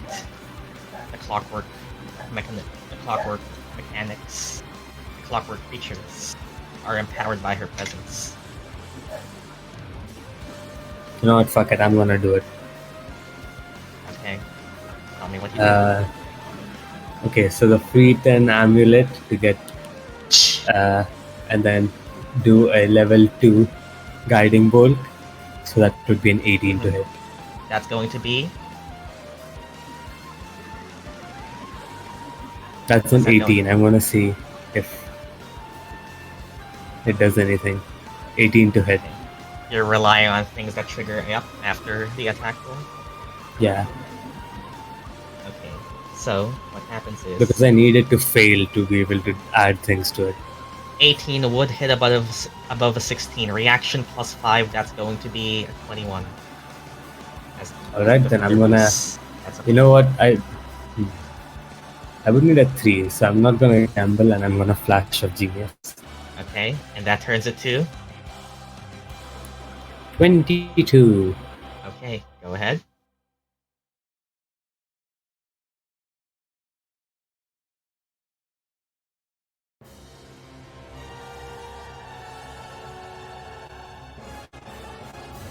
"13 radiant That's- damage flies through the air. That's not a good guiding bolt, but it's something. As the defender raises both of its shields up towards, with your mathematical genius, it's quite easy to calculate the trajectory of the spell. You bend your spell up just enough to arc above the crack, the slit between the two shields, as it hits straight on one of the ears of the mask, hitting the radiant light enveloping the Oriq engineer. As a bit of the eye of the mask cracks, revealing an actual eye behind it, as they are affected by guiding bolts. What I will tell you now, though, is with that flash of light and a reaction flash of her own, you find that radiant doesn't seem to do that much against it. Radiant resistance. That's going to be 7.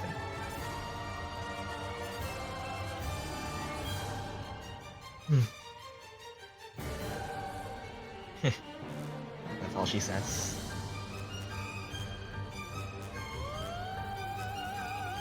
You just hear like curious, you actually hit. Then,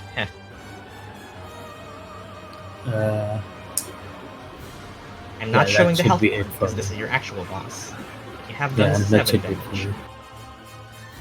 Remember, I do no health bar for this.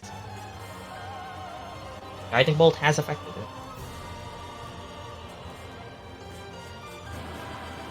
I'm setting it up for midnight, but that's it for me. For you.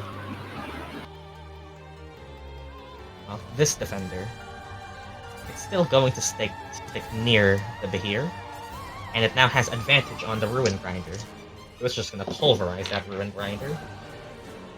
Or, that's going to be a 19 hit the Ruin Grinder, so definitely. Healing, 4, plus 5, that's going to be 9, plus 4, 13 bludgeoning damage. And, now since it actually has finally gotten the hit, if the target is large or smaller, it is knocked prone. Celeste, I have bad news for you. You feel yourself fall down. Both you and Lila are prone, as the Ruin Grinder is knocked down to its, feet, if you call it that. You are not so knocked down.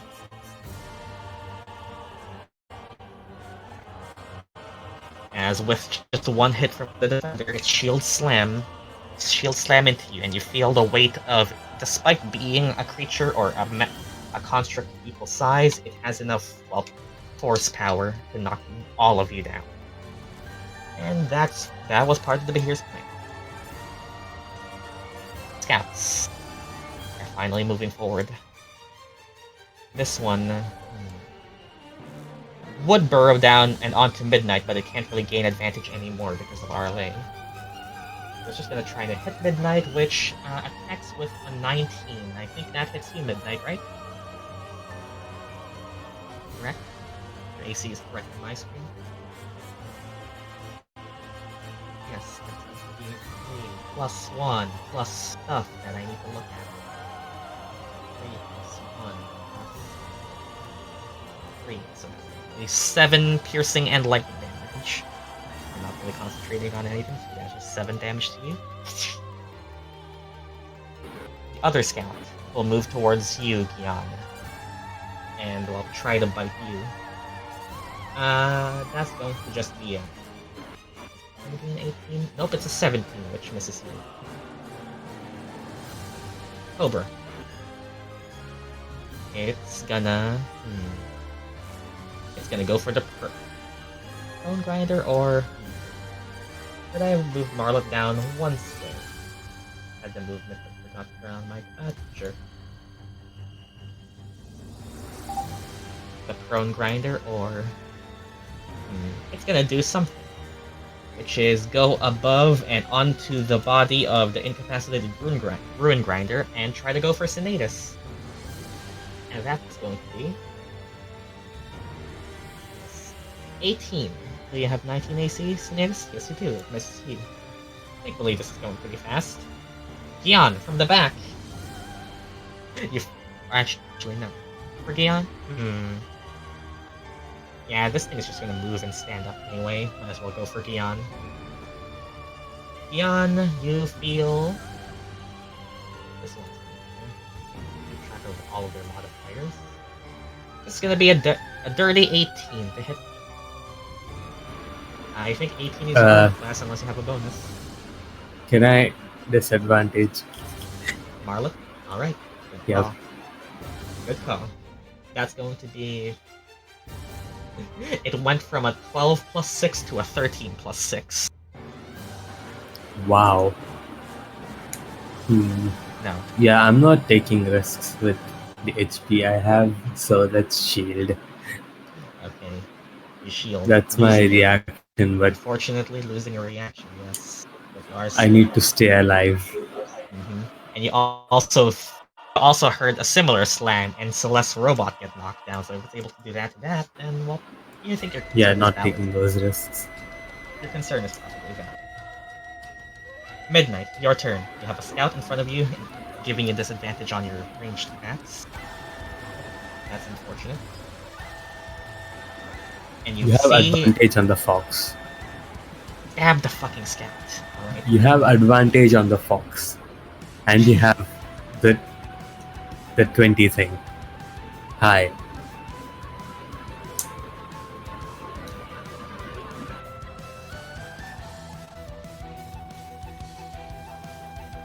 Oh, okay. Work together, team. You know that you are probably going to die if you fuck up. That's obvious now.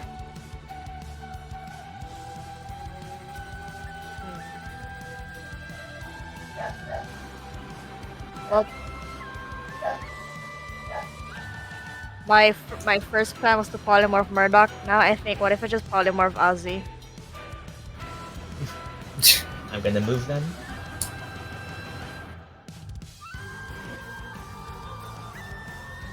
Take an attack with the scout, like 5 feet right. That still wouldn't get rid of the disadvantage if that's your concern. It needs to be out of the range, which means attack of opportunity.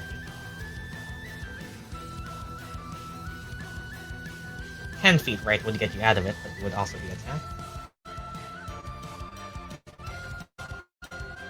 I'll go next to the diamond. You're taking the attack of opportunity. Correct? Yes, good, because it misses.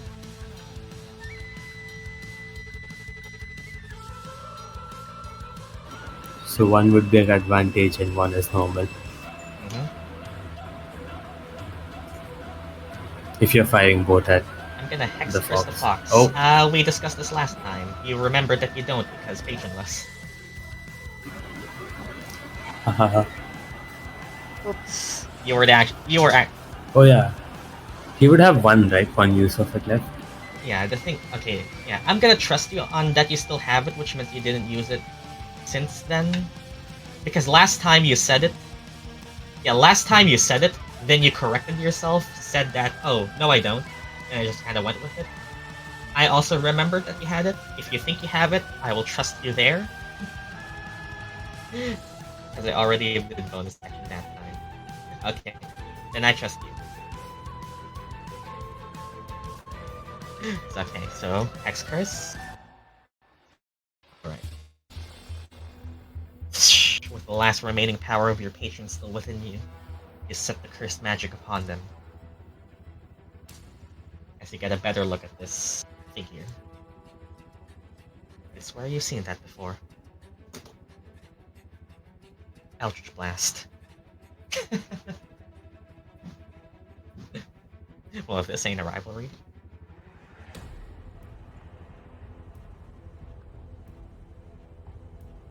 That's a 13 on the dice and 11. Is this the advantage hit? I assume that's the advantage roll. Because you'll have to roll again. And then 11. Okay, before you choose whether or not to use morale, it is after the attack, so you're gonna have to decide if you want morale on this or save it and hope for the next. Because once the attack passes, the attack passes. What do I do, Sid? You can either choose to use morale now with the 13, you'd need a 7, or actually you'd only need a 6 because of Hexblade's Curse, crit, or you can wait for your next roll to see if that's better. You have to decide before you roll your next attack. Do you trust yourself to roll above a 10 on the d20? Or do you trust yourself This more is, to roll above this a 6? is already your advantage. So you'd need a 6 on a d10 to crit. Because you only need a 19 with Hexblade's Curse. I think. It's your choice. I'll do it for the next roll. They hit once with an Eldritch Blast. Unable Alright, to block, let's so. pray. Let's pray it's above a 10.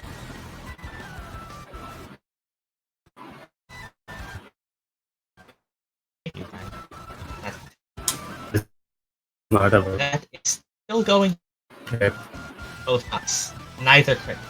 It's still 2 hits. Yeah, it won't crit.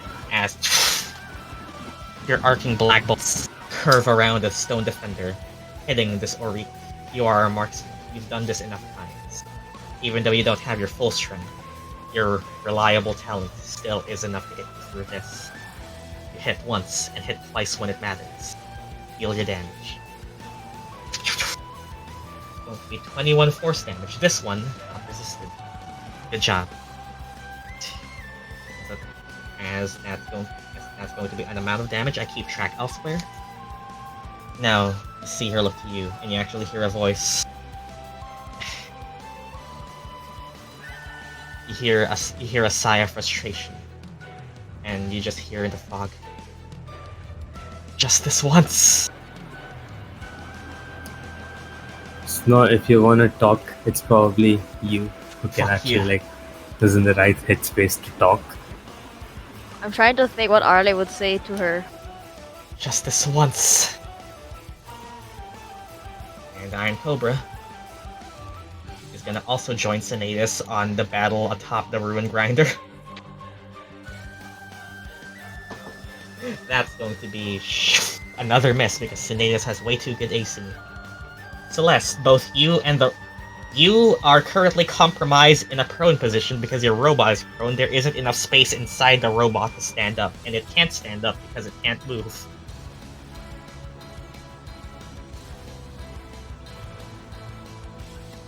Celeste, your turn.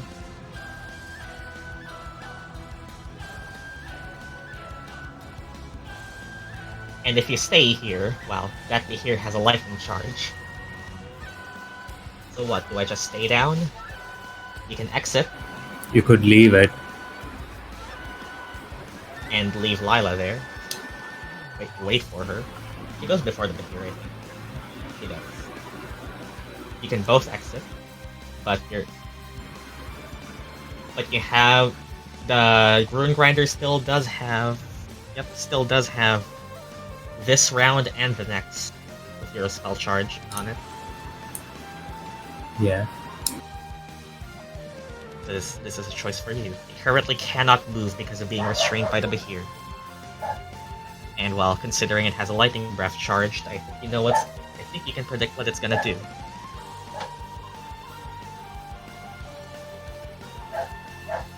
This is a choice for you. What do you do?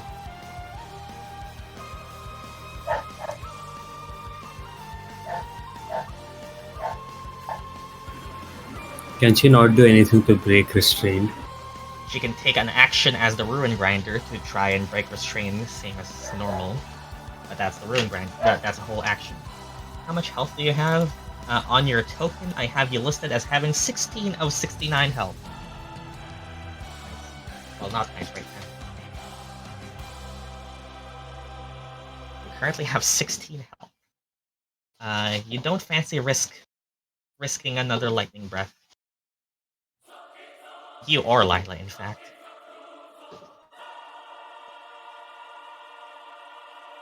Lila is 30. Not years old, but HP.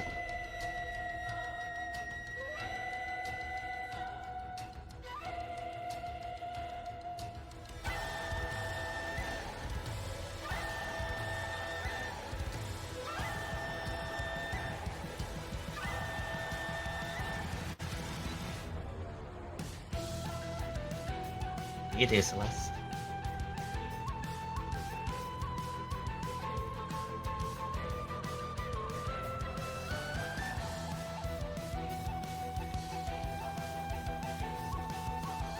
Leaving is free. That doesn't take, well, anything other than your movement. You're counted as prone, for movement's sake. But you can leave. Your health is 16. I'm gonna try to free the robot. You use your action to have the robot free itself, correct? Yes. Okay, then that's going to be, let me just check the hero's thing again. You free yourself? The target is grappled. I suppose. Blah blah blah blah blah. Yeah, so that's just going to be a strength check with the Ruin Grinder stats. The Ruin Grinder has a +6 to strength. That's just going to be a d20 +6 as a Ruin Grinder. This is the entire action.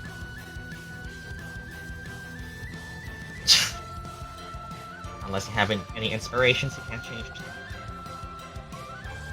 So, Gyan, I think you are. Are you? Might not. I'm just gonna use my inspiration. Actually, no, Gyan has already used the reaction. Wait, what were you asking me? Celeste failed the strength check. Oh. Oh my god. Unfortunate. The only thing that can save you now is additions, friendship dice, anything. Lila currently can only do saving throws. That's the check. I mean, if you have any friendship, they're pretty much near you. You have a good shot at freeing yourself. Not good, but there is a shot. Not a good shot, but you have a shot.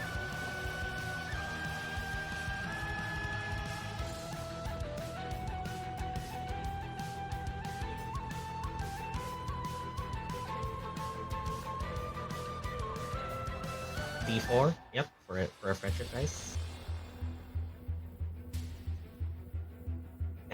That gives you 13 plus 4. That's 17. The DC was 16. You pass. Oh, damn. You are freed from the restraints. So you break away from the Behir. And as you break away from the Behir, I would like you, if you wish, you can take a reaction to see a weakness of the Behir. As you free it and catch it in a moment of uncertainty. That will cost you your reaction. Okay? Make me an Arcana or Investigation check, as the Behir is currently a bit well.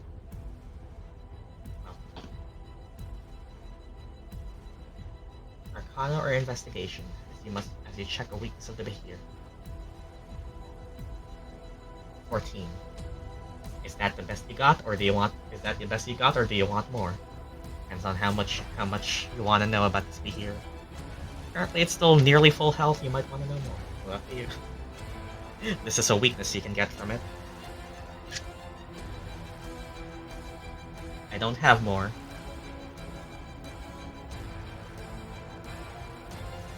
Well, unless somebody else has it. Unless I can use another check to die. I'm pretty sure it's per check, so I can allow that. I used up all of mine. I'm pretty sure it's per check, not per round, so that's 18. All Oh right, my god. Satisfied with that?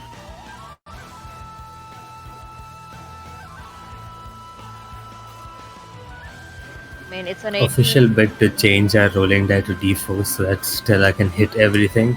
I have nothing else, so yes. Okay, I want... Okay. Okay, so... I can let you choose. Let's see here. Okay. Okay. In the temporary moment of uncertainty, you break free with the Ruin Rider's brute strength. In that moment of pushing the Behir back, you get a glimpse as to one of its weaknesses. I want you to choose one. Armor, its defenses, or mechanisms. Its, well, inner workings as a machine. Its defense or armor, or its mechanisms. What do you want to see? Mechanisms. Alright. You learn Clockwork Behir mechanisms. Listen well. Somebody might want to take notes. Clockwork Behir. Any creature fighting the Clockwork Behir can see the complex arrangement of its workings, giving it a unique vulnerability. Any character within 5 feet of the construct can use an action to attempt a DC 14 dexterity check using Jeweler's Tools or Thieves' Tools. On a success, the Behir takes 15 bludgeoning damage as its components start to grind, and it's no longer able to recharge its lightning breath. Well, Do you want me to repeat that, or do you have it? Within 5 feet, can use an action to attempt DC 14 dex check using Thieves' Tools. If you are successful, it cannot recharge its lightning. You have learned its internal mechanisms. What was the other tool other than Thieves' Tool? Jewelers.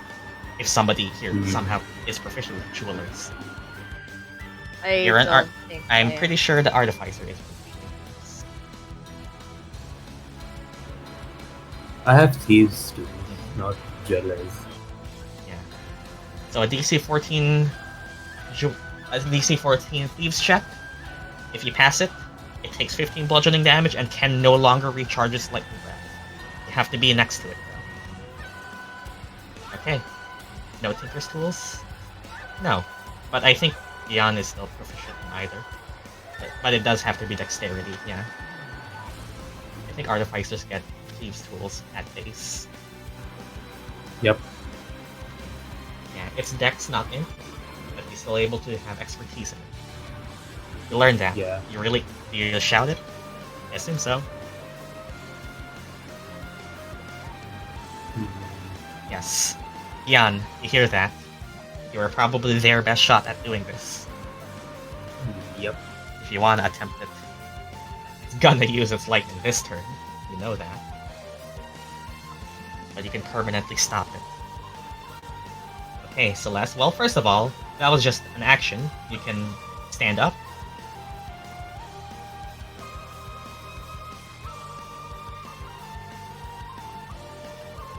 Yeah. Okay, you stand up, aligning both your grinder, yourself, and Lila, who's inside, to be stood up. Okay. Shout that out. Everyone is now aware of the internal mechanisms of the Clockwork Behir.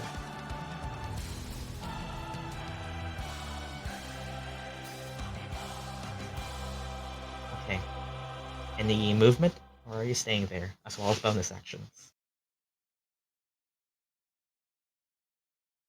Can I pilot this thing with my bonus action? You can move it, but unless you have anything specific to do as a bonus action, not really. Your action was making it break free, and well, you can freely move it now. Does not have any bonus actions by itself, so it's only gonna be your bonus actions. Okay, then let's get the fuck out of here. Get the fuck where, specifically?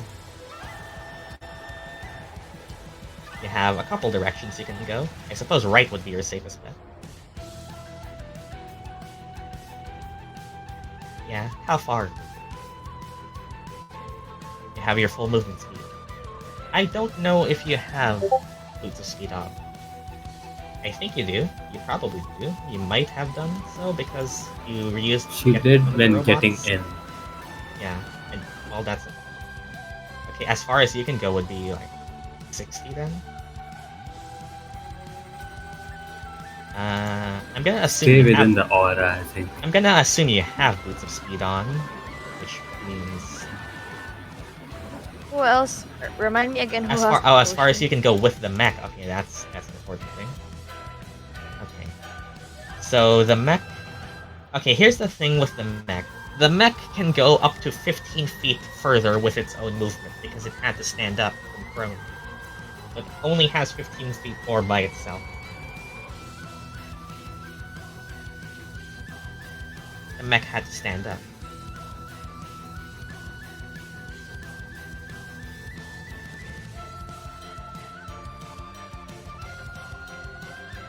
And I also need to remind you that the Behir has reach, yes. The range of the lightning was like 10 feet IRC. It was 20 feet specifically.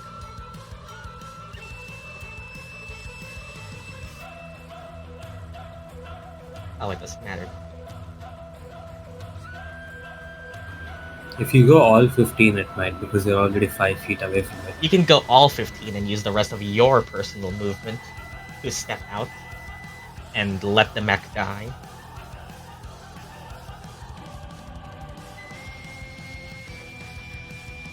Though, there is a scenario which I should probably warn you about.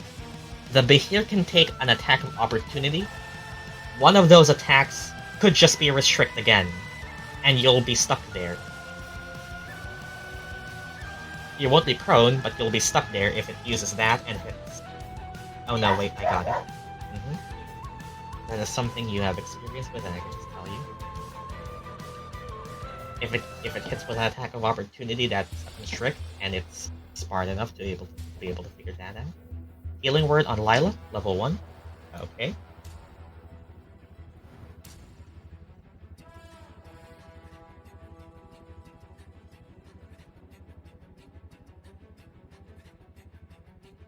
Team 7 healing.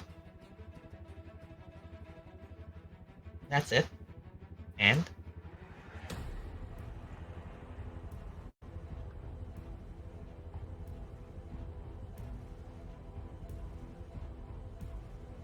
no, that's all. You stay there? Alright then. Which one? Oh, hi, hi Mark. Oh my god, it's the mark. Been a while since. Oh my god, he exists. Yes, he He's does. alive. He listens to my ramblings still. Celeste, do you have the other potion? Okay. Because I remember we had two. The screen is very chaotic if you're just tuning in. But I suppose next up, Arleigh. First of all, Arleigh, your healing triggers on Murdock, so that's max level 1 healing word, correct? Yeah, so that's a 1d4 So that's 4 plus stuff. plus 4. Okay, so that's gonna be just 8 direct healing on Murdock. Okay. I mean, healing is healing. Yep. What should I do? Have your full turn. Celeste, can I heal Celeste through there or no? No, not until Celeste has exited. Okay. Should I try to talk to Oz? No, not Ozzy. Ozzy. Miyuki, if you need to remember. You- You can If see. anyone here who can talk to her, it might just be Arleigh.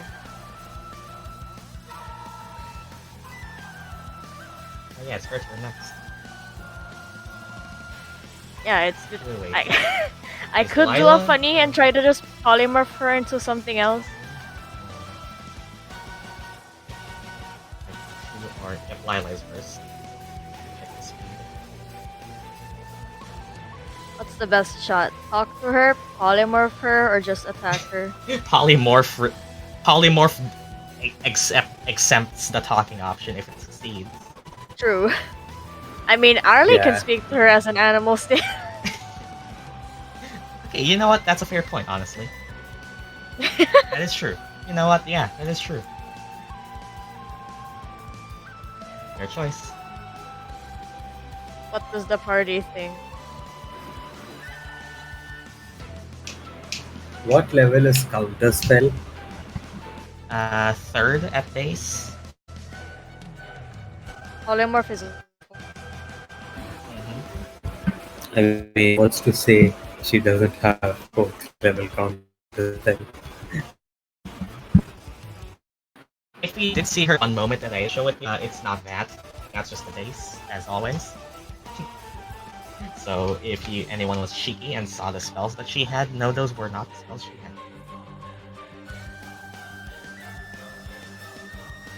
Try talking first. If it doesn't work, then polymorph. Well, let's see if talking is an action. No, it's not. Oh, is it just free? Talking is. It costs an action if you're like if you're like talking and trying to persuade them to do something. Like that's the reason why it was like in Denzel's fight. Just talking and voicing your thoughts, that's free. If you're trying to make someone do something with the talking, that's when I say action. Question: can Arleigh recognize her as Miyuki? I can leave that up to you. I'd say that she is definitely very familiar looking. That's up to you. If the tails don't give it away. Yeah, the tails and the ears are very prominently there. You have not seen many other people with white kitsune features, so I'm pretty sure she can. And you can also put together that she knew exactly the dorm layout to stage that last attack. So you can put 2 and 2 together, probably.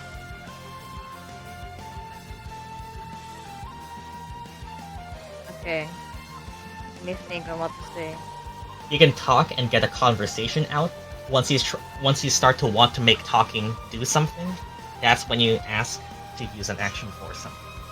Like you can talk and get something out of her.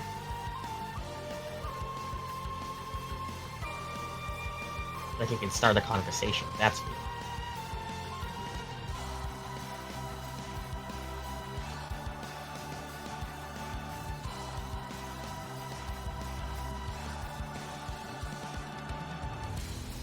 Like you don't know whether or not she's still the same Miyuki, whether or not she's being mind controlled or anything. You don't know much about her current situation right now, other than she's the one organizing this attack, and presumably the one before. But this is the first time you've actually gotten to see each other face to face, so that's up to you how you want to process it, darling. You know that she is definitely very hostile and very murderous right now, but you don't know. Yeah, you don't know her true intentions. You can guess, but nothing is confirmed for you. That's your situation right now. You can definitely tell, yeah, that's definitely Oriq. Something definitely happened. She did go missing after that year, the second year, and never came back. You never really, as you or Polychrome, checked upon that situation, so this is the actual first time you got an update on that. Other than that, you only know Miyuki from the times you interacted during session, and not much else. That's all you know.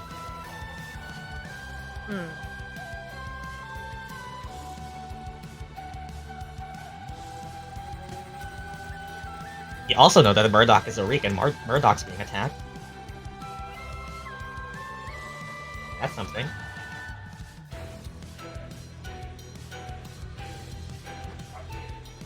Okay, I'm gonna go at Midnight's level, like down enough to his row. Presumably not next to the I'm still flying, right? I think I'm safe if I'm next to the other one. I'll just keep flying. I might need to stay away from all of those guys. Okay, well, seeing that she might recognize her as Miyuki, she just has like not really a confused face, but more of just a...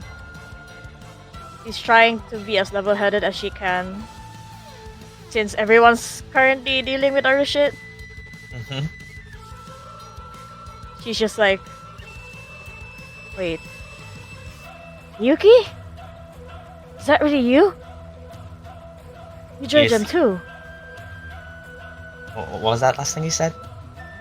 She said you joined them too? And like a question.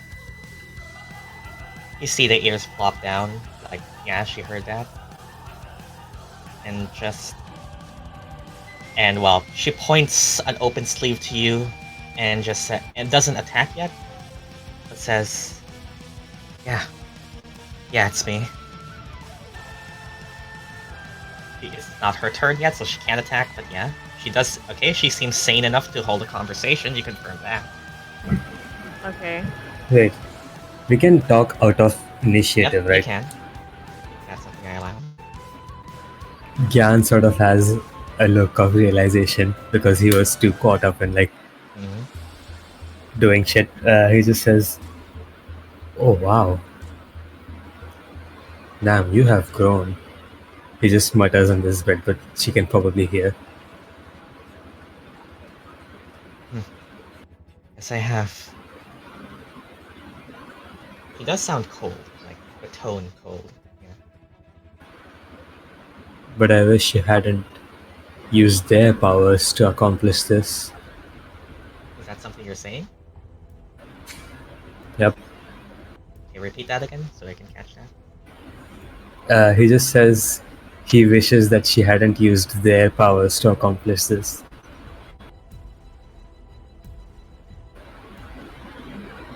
Yeah, it takes a moment to process that and You clearly had the ability to do it yourself, but you chose this instead. And he just stops talking there. don't know anything about me. None of you do. From his... Oh, sure, just continue. That's it. Okay, because his voice would have probably been like... He was proud she like did this, like she accomplished this much, but also is like, I'm mildly disappointed, that kind of thing. That He's just did, But yeah, he weird, did. he's mentor. yeah, that did seem to provoke like a stronger reaction from her, like more immediate, like not taking a bit.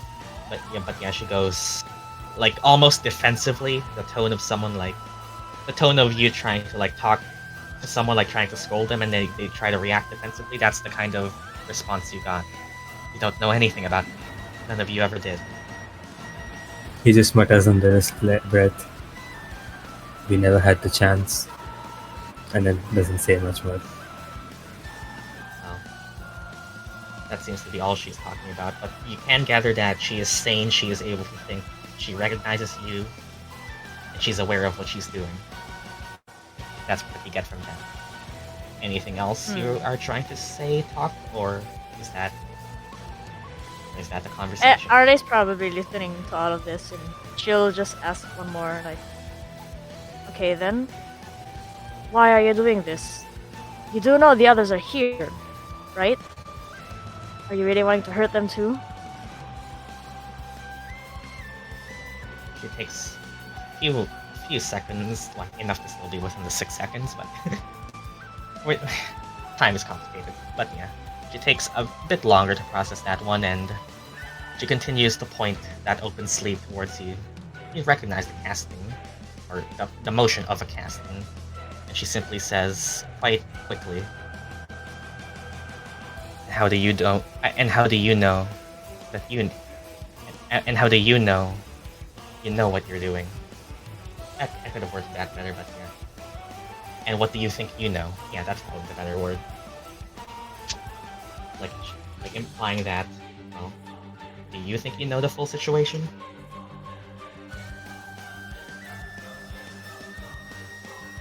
So from that you can gather she knows something that you don't, or at least believes so. That's what you get.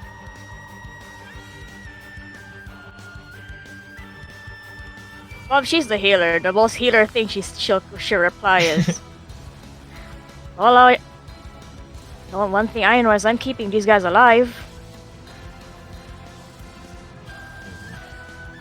She doesn't respond to that anymore. She is going to continue doing what she's gonna do. But she is sane enough for conversation, you know that. You can take your turn. Okay, I'm not gonna polymorph her just yet. Instead, I'll just heal myself because I'm at 35. And the last one that you faced kinda did a lot. I'm gonna do, you know what? Third double healing, cure wounds on myself. Okay. Good shout. 1, 2, 3, yeah. Is Because I'm the healer, I need to stay alive. Oh wow. And that's a good heal. Okay, Sheesh. 21 healing. You're How back much in the movement green. do I have left? You moved like, what was that, like 15 feet? Still in the air, so you have like 15 more. You can move back. Yeah, I'll move back just in case. Bonus action. That was my bonus. That was And my now- action. Bonus.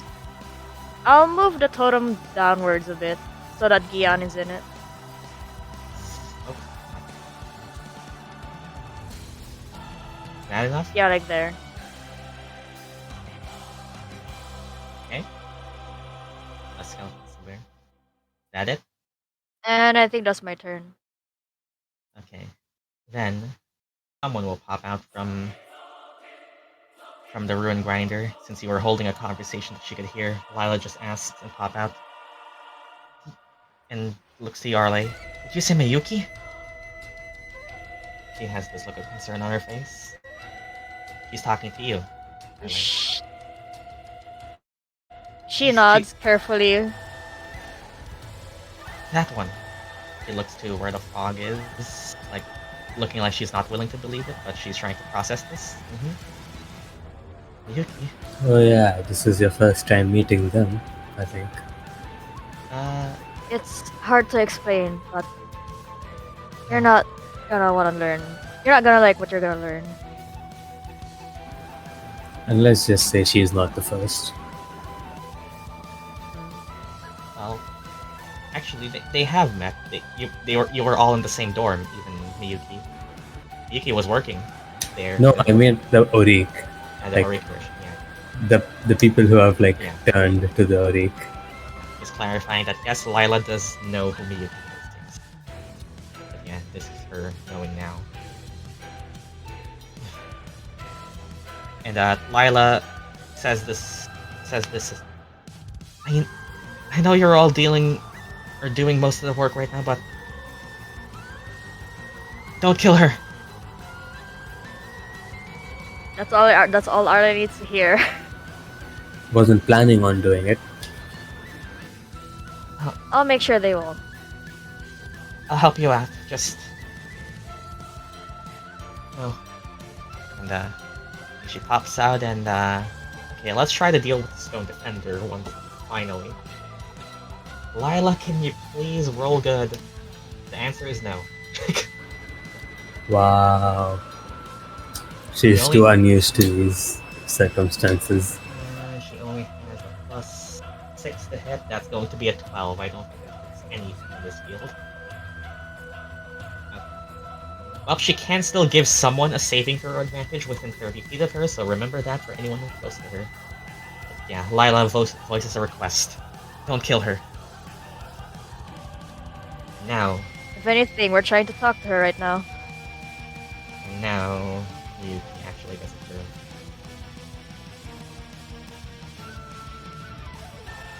This was never personal, she says to all of you. As she attacks the two closest things, Gyan and the Allosaurus. Like, and how does it look? Does it look like that? Wait, oh my god! I just remembered how much damage you do. That's a good sign to hear from the DM. Okay. As the motion of her open sleeve and her hand facing towards the direction that was once at Arleigh, but now she seems to be a bit of a distance away. She instead flicks it down as inside of the sleeve pocket, like see her extended her big floppy sleeves right now, pop out what seem to be a mix of yellow and violet light that manifests itself into things that she fires off like what were those throwing knife things in ninjas? You know, Shuriken. not shuriken, the knife things that they throw. Oh, the knife. Yeah, that. Whatever it's called, that manifests itself and fire off one to the Allosaurus and one to Gyan. I'm gonna hit the Allosaurus first and see how Gyan reacts. And the Allosaurus is going to be hit by a 16. Does that hit the Allosaurus? Let me check its AC again.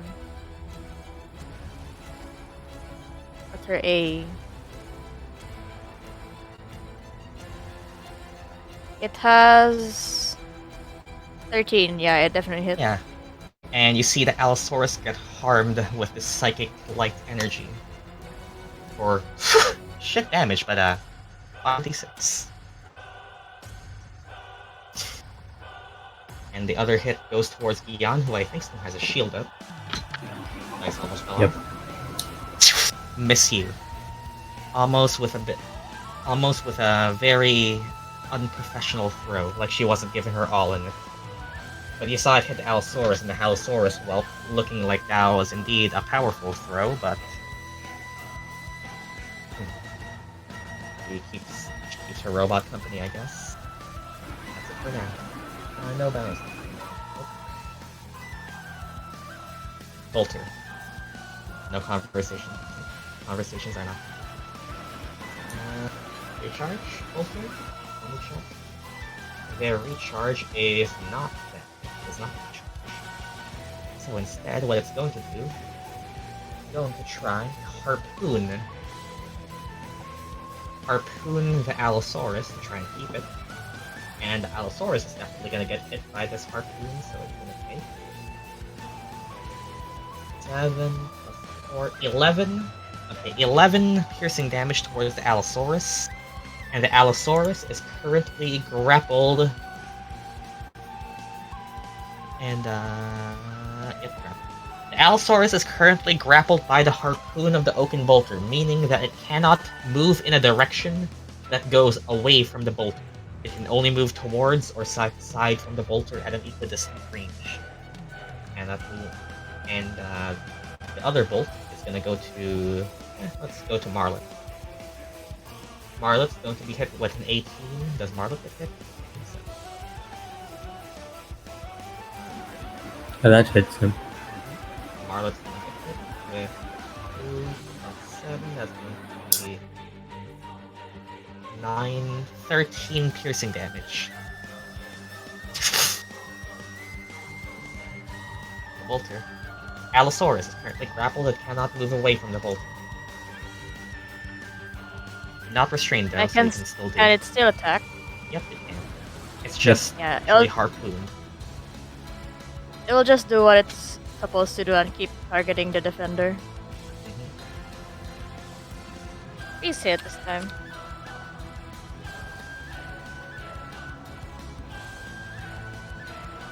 Nope. It's 11. Gonna miss. Unless... I guess this bolter moves here. Does it work with my reaction if it's just my conjure? If it's your own creature, sure, yeah, that should work. I think that makes sense. Should I give it? Give it to the alpha. It's 2d10. Might be worth it. Yeah, and besides, you can't really do a lot of attacks with your own reaction anyway. Yeah. I will remind you that this thing exists. Yeah. I'm hoping Midnight and Murdock are enough for it. Hopefully. Yeah, I just want to make sure we have one less defender on the field. Sinetis is currently dealing with snakes in the mech. Yep. I'll just do it this one turn. See if I I love can this game. actually hit the second one. That hits. Hey. And you already Right. know from hitting this thing does not resist non-magical physical damage, so that goes through. 2d10 plus 4. That is 19. 19 damage. Good. Correct. Does not resist anything. That's 19 damage to one defender, and you are actually getting it hurt. That Nice. probably would have gone down another bar if you just did a bit more. Yeah, it's definitely hurt now. Murdock. Okay.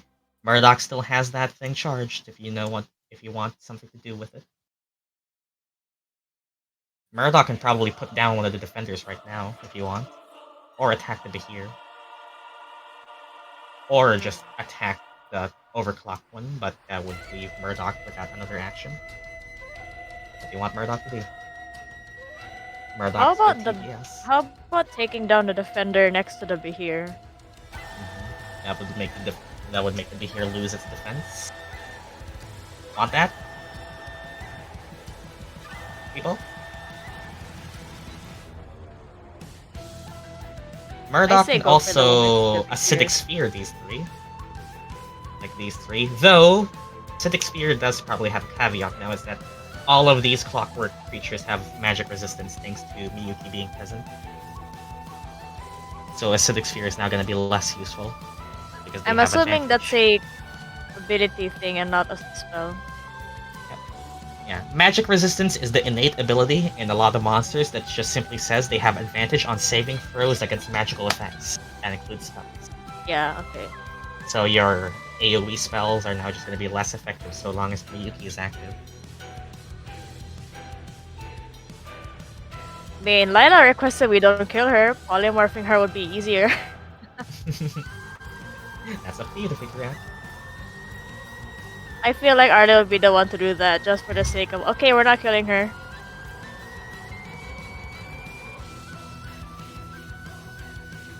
Okay. Do you want Acidic Sphere 3 of them, but also potentially not do as much because of magic resistance, or Focus Fire 1 with an attack roll that's unaffected by magic resistance?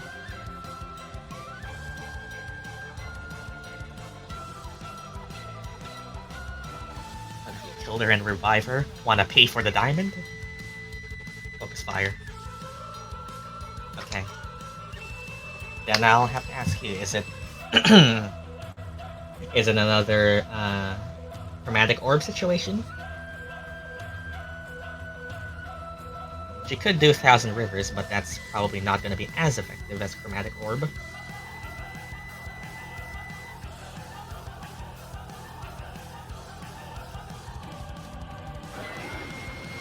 If she has the spell slots, you could probably grow chromatic. She is still only used one of every spell slot level of 1 to 4.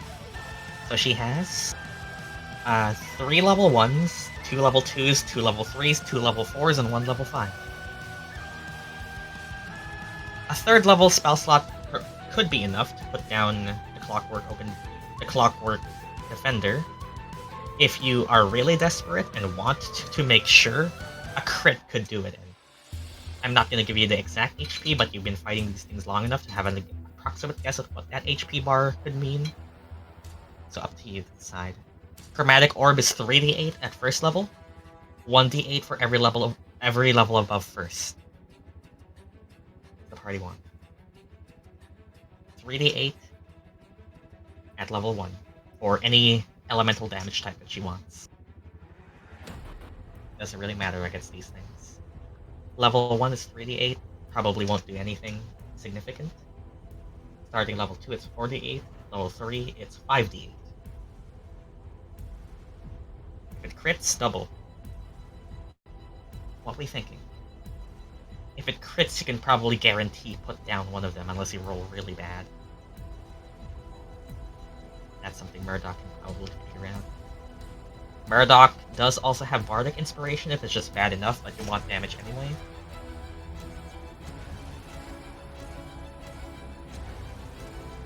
Just do it. Okay. Personally, if I were Yatsu, I would say level 3 would be a good bet.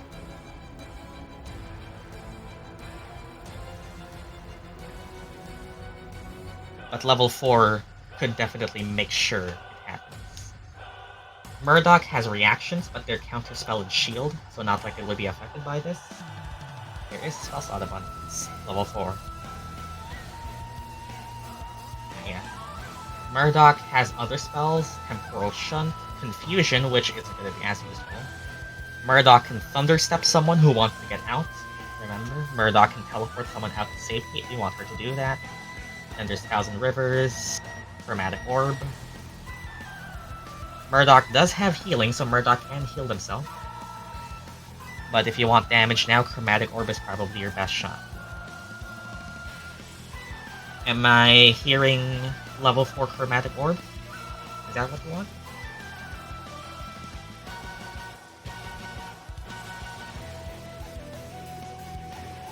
Sure. Let's do it. Okay, got 3 people saying yes. 4th level Chromatic Orb. Who does that hack roll? D20 plus 9. Somebody.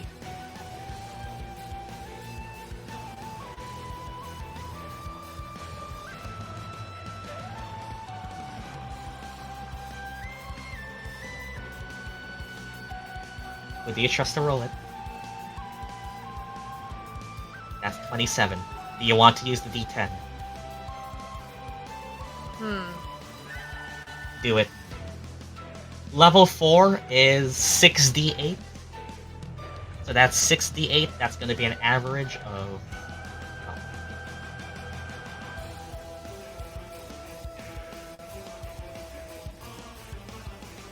No, that's... Never mind.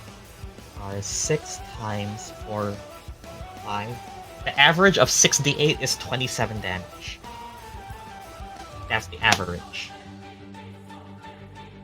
Critting, and well, you can get much more. Do you want to use the d10?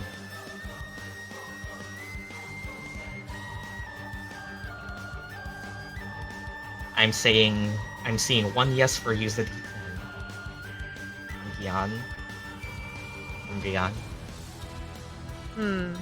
I mean, it we might is not going get another to chance for it. Yeah, it might die, so you could theoretically deal more damage and a crit towards something else, but at the same time you're getting rid of it. It's just gonna stay and protect the Behir as long as it's alive. And I'll open the Behir to more hits because it's not defending it. I'd So it would say kill it. just get rid of it now so that they can focus on the Behir. I'm hearing 2 people in favor of crit it. Somebody else want to crit it? I want 3. I want to hear 3 people say yes. Personally, I would probably accept it, sure. Okay. Then somebody roll me 12d8. Or, well, first of all, roll me a d10, actually. It could roll a 1, who knows? If it's a 1, then, well, too bad. Celeste, roll a d10 first.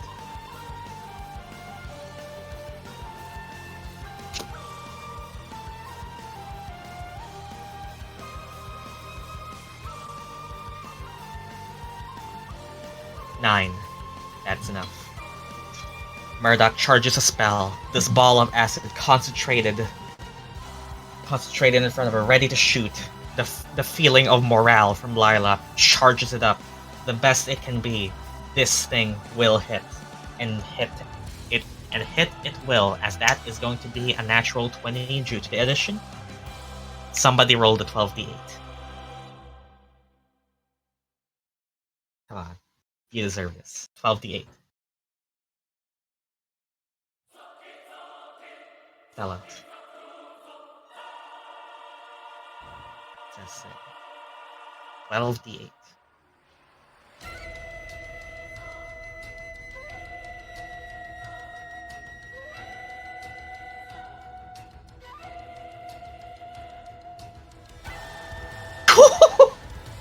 Oh my. Yep, there we have it. I'm not even gonna check because that seems like enough.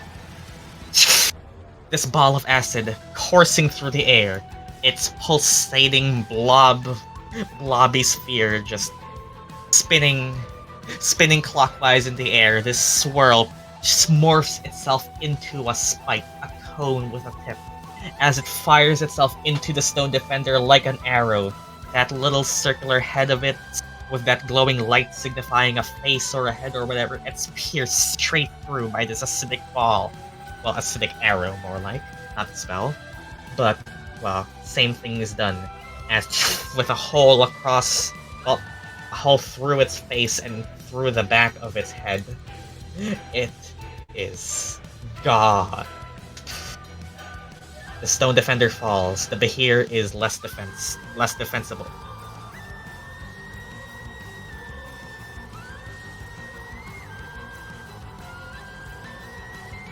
And that's it. Okay. That's a good action. And, well, following that up is gonna be a bit hard, but Murdock does still have one skeleton alive. Try and hit the other defender and see how much it does. Okay. Let's go here. And, sure. Watch it crit. Dirty 20, but 20. still. Well, it's going to be 10. Actually, pretty good for a skeleton. Oh, nice. And now, alright then.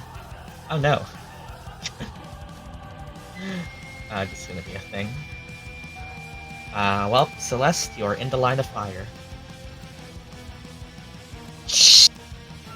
The Hare is gonna charge lightning breath towards you, and I'm just confirming that you did not move away from this, right? So it's just gonna fire this 20-foot line of lightning as charging blue beams fire through, coursing through both, well, the Ruin Grinder and to both of you. I want you three to make dex saves unless you had something prepared for this.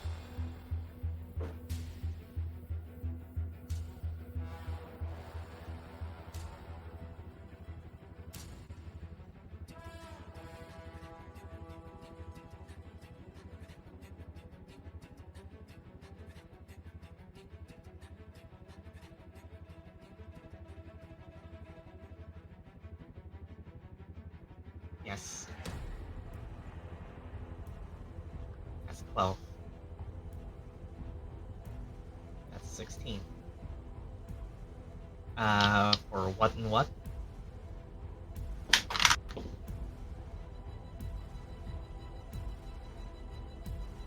Six is Celeste. One is Titanfall. Lila is gonna give you rousing morale. Lila is gonna give you arousing speech. As roll with advantage.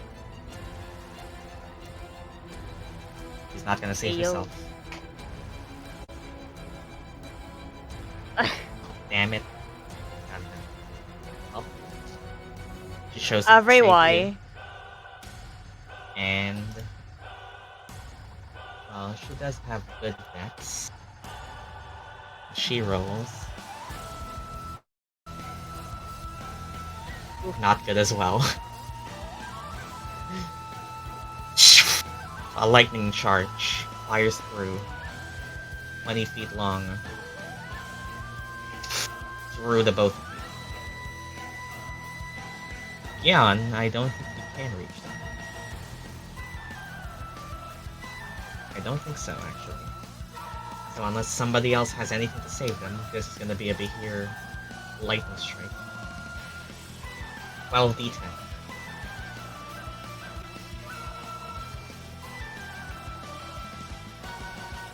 $69. Well,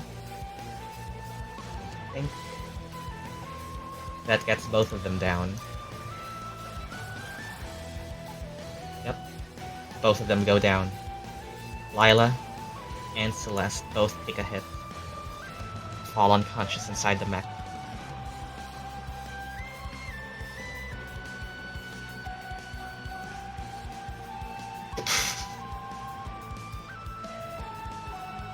Concentration falls on the enlarged Ruin Grinder as it shrinks down and makes both Sinetis and the Cobras fall.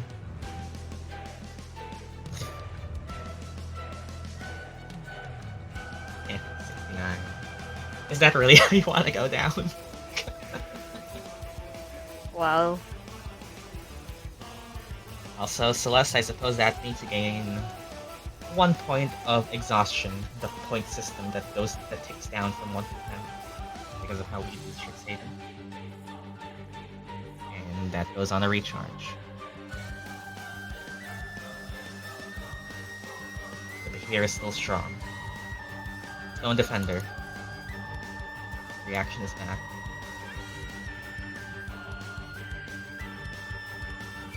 It's going to... What's it going to do? It's going to move here, set Miyuki behind it, so that Miyuki cannot be shot, and it's simply going to dodge. And now the overclock. It's going to charge through here and punch the hell out of Midnight. Or try to. Does... Okay. Does a +6 hit you, Midnight?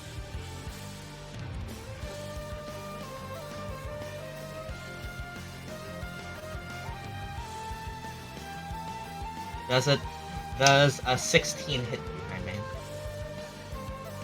I don't think so, actually. I only said +6. I'm reading Messenger as well. Professor is messaging us.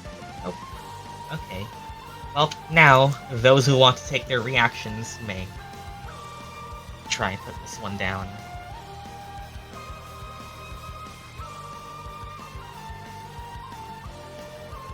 Murdock can try.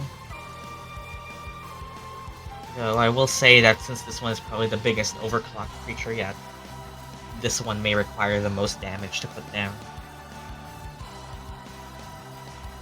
Well, I don't have my reaction anymore. Murdock can try.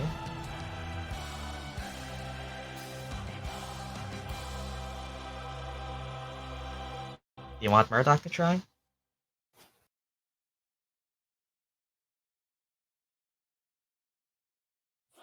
Mid and Murdock.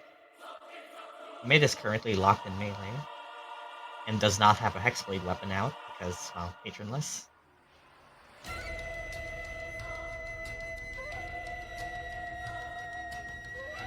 Can Gyan do anything?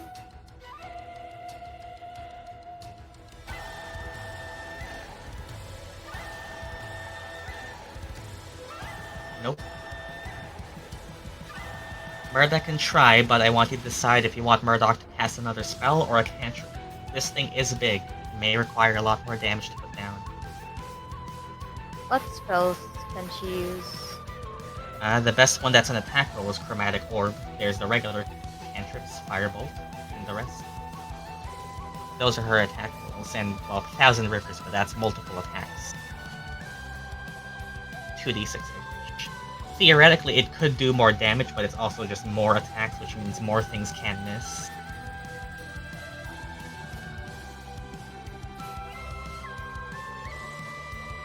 Her best single target, single shot is Chromatic Orb. We might need to use Chromatic Orb, maybe. 3rd level Chromatic Orb, or 4th. Would be her last 4th level slot. How many 3rd levels does she have left? 2 3rd level slots. Might want to save one for Revivify. She can use one more here. I need y'all to decide fast. It is 10:39 PM, by the way, so as a reminder. I say let's use it and just save that last slot for Revivify. 3rd level Chromatic Orb, correct? Yes. Fire it off. D20 plus 9, somebody. She does have one more inspiration left in her. Who's gonna roll it?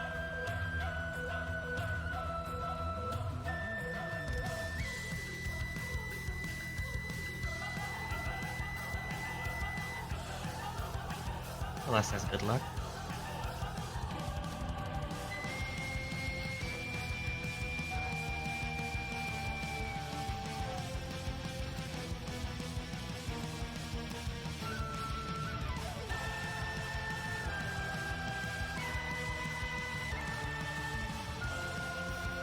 Somebody. Celeste has good luck.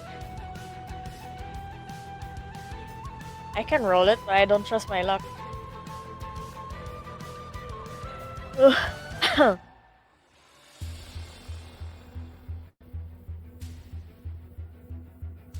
D20 plus 9.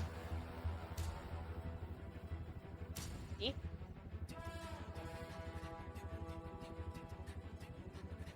That's a 21.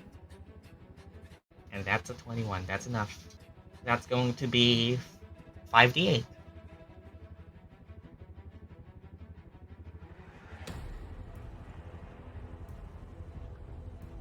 Oh, hi, Ozzy. Only took an IRL year, but... 5d8. Somebody? I'll do it this time, why not? 5d8. Oh! I'm gonna give you some good news and say that 30 is exactly what you needed. Oh, fuck yeah.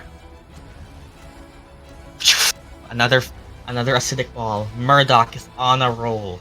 Murdock has this shit-eating grin on their face that just says, "Finally, I can hit." As with a 2-for-1, one shot through the head of one of the defenders, and another shot through this oversized microwave. Two for the price of, well, 2 spell slots, but yeah, you get it. And it's also gone. So, like, that's my child right there. Woo! I would say, but as you can hear, I'll just say. And yeah, that's that, I suppose. This one already took a turn, and yeah, I guess that means round 6 finally. Got it. Okay, so yeah, okay. So, with the battle continued, the party faces an old face, Miyuki Kitsune, now turned to the side of the orcs, and with a mechanical army to doing her bidding. She claims to know things that you don't. Her motivation's unclear, but her actions are. She is meaning to make this lethal. Lila, while currently unconscious right now, wishes for her life to be spared. There is something you do not know about an old friend. But that must continue next time. In Strixhaven, a curriculum of chaos. The most intense fight yet. A life to be saved or a life to be ended? We'll answer that next time. Good night. Bye-bye. And stop recording. I am just gonna do the polymorph thing if everyone supports it.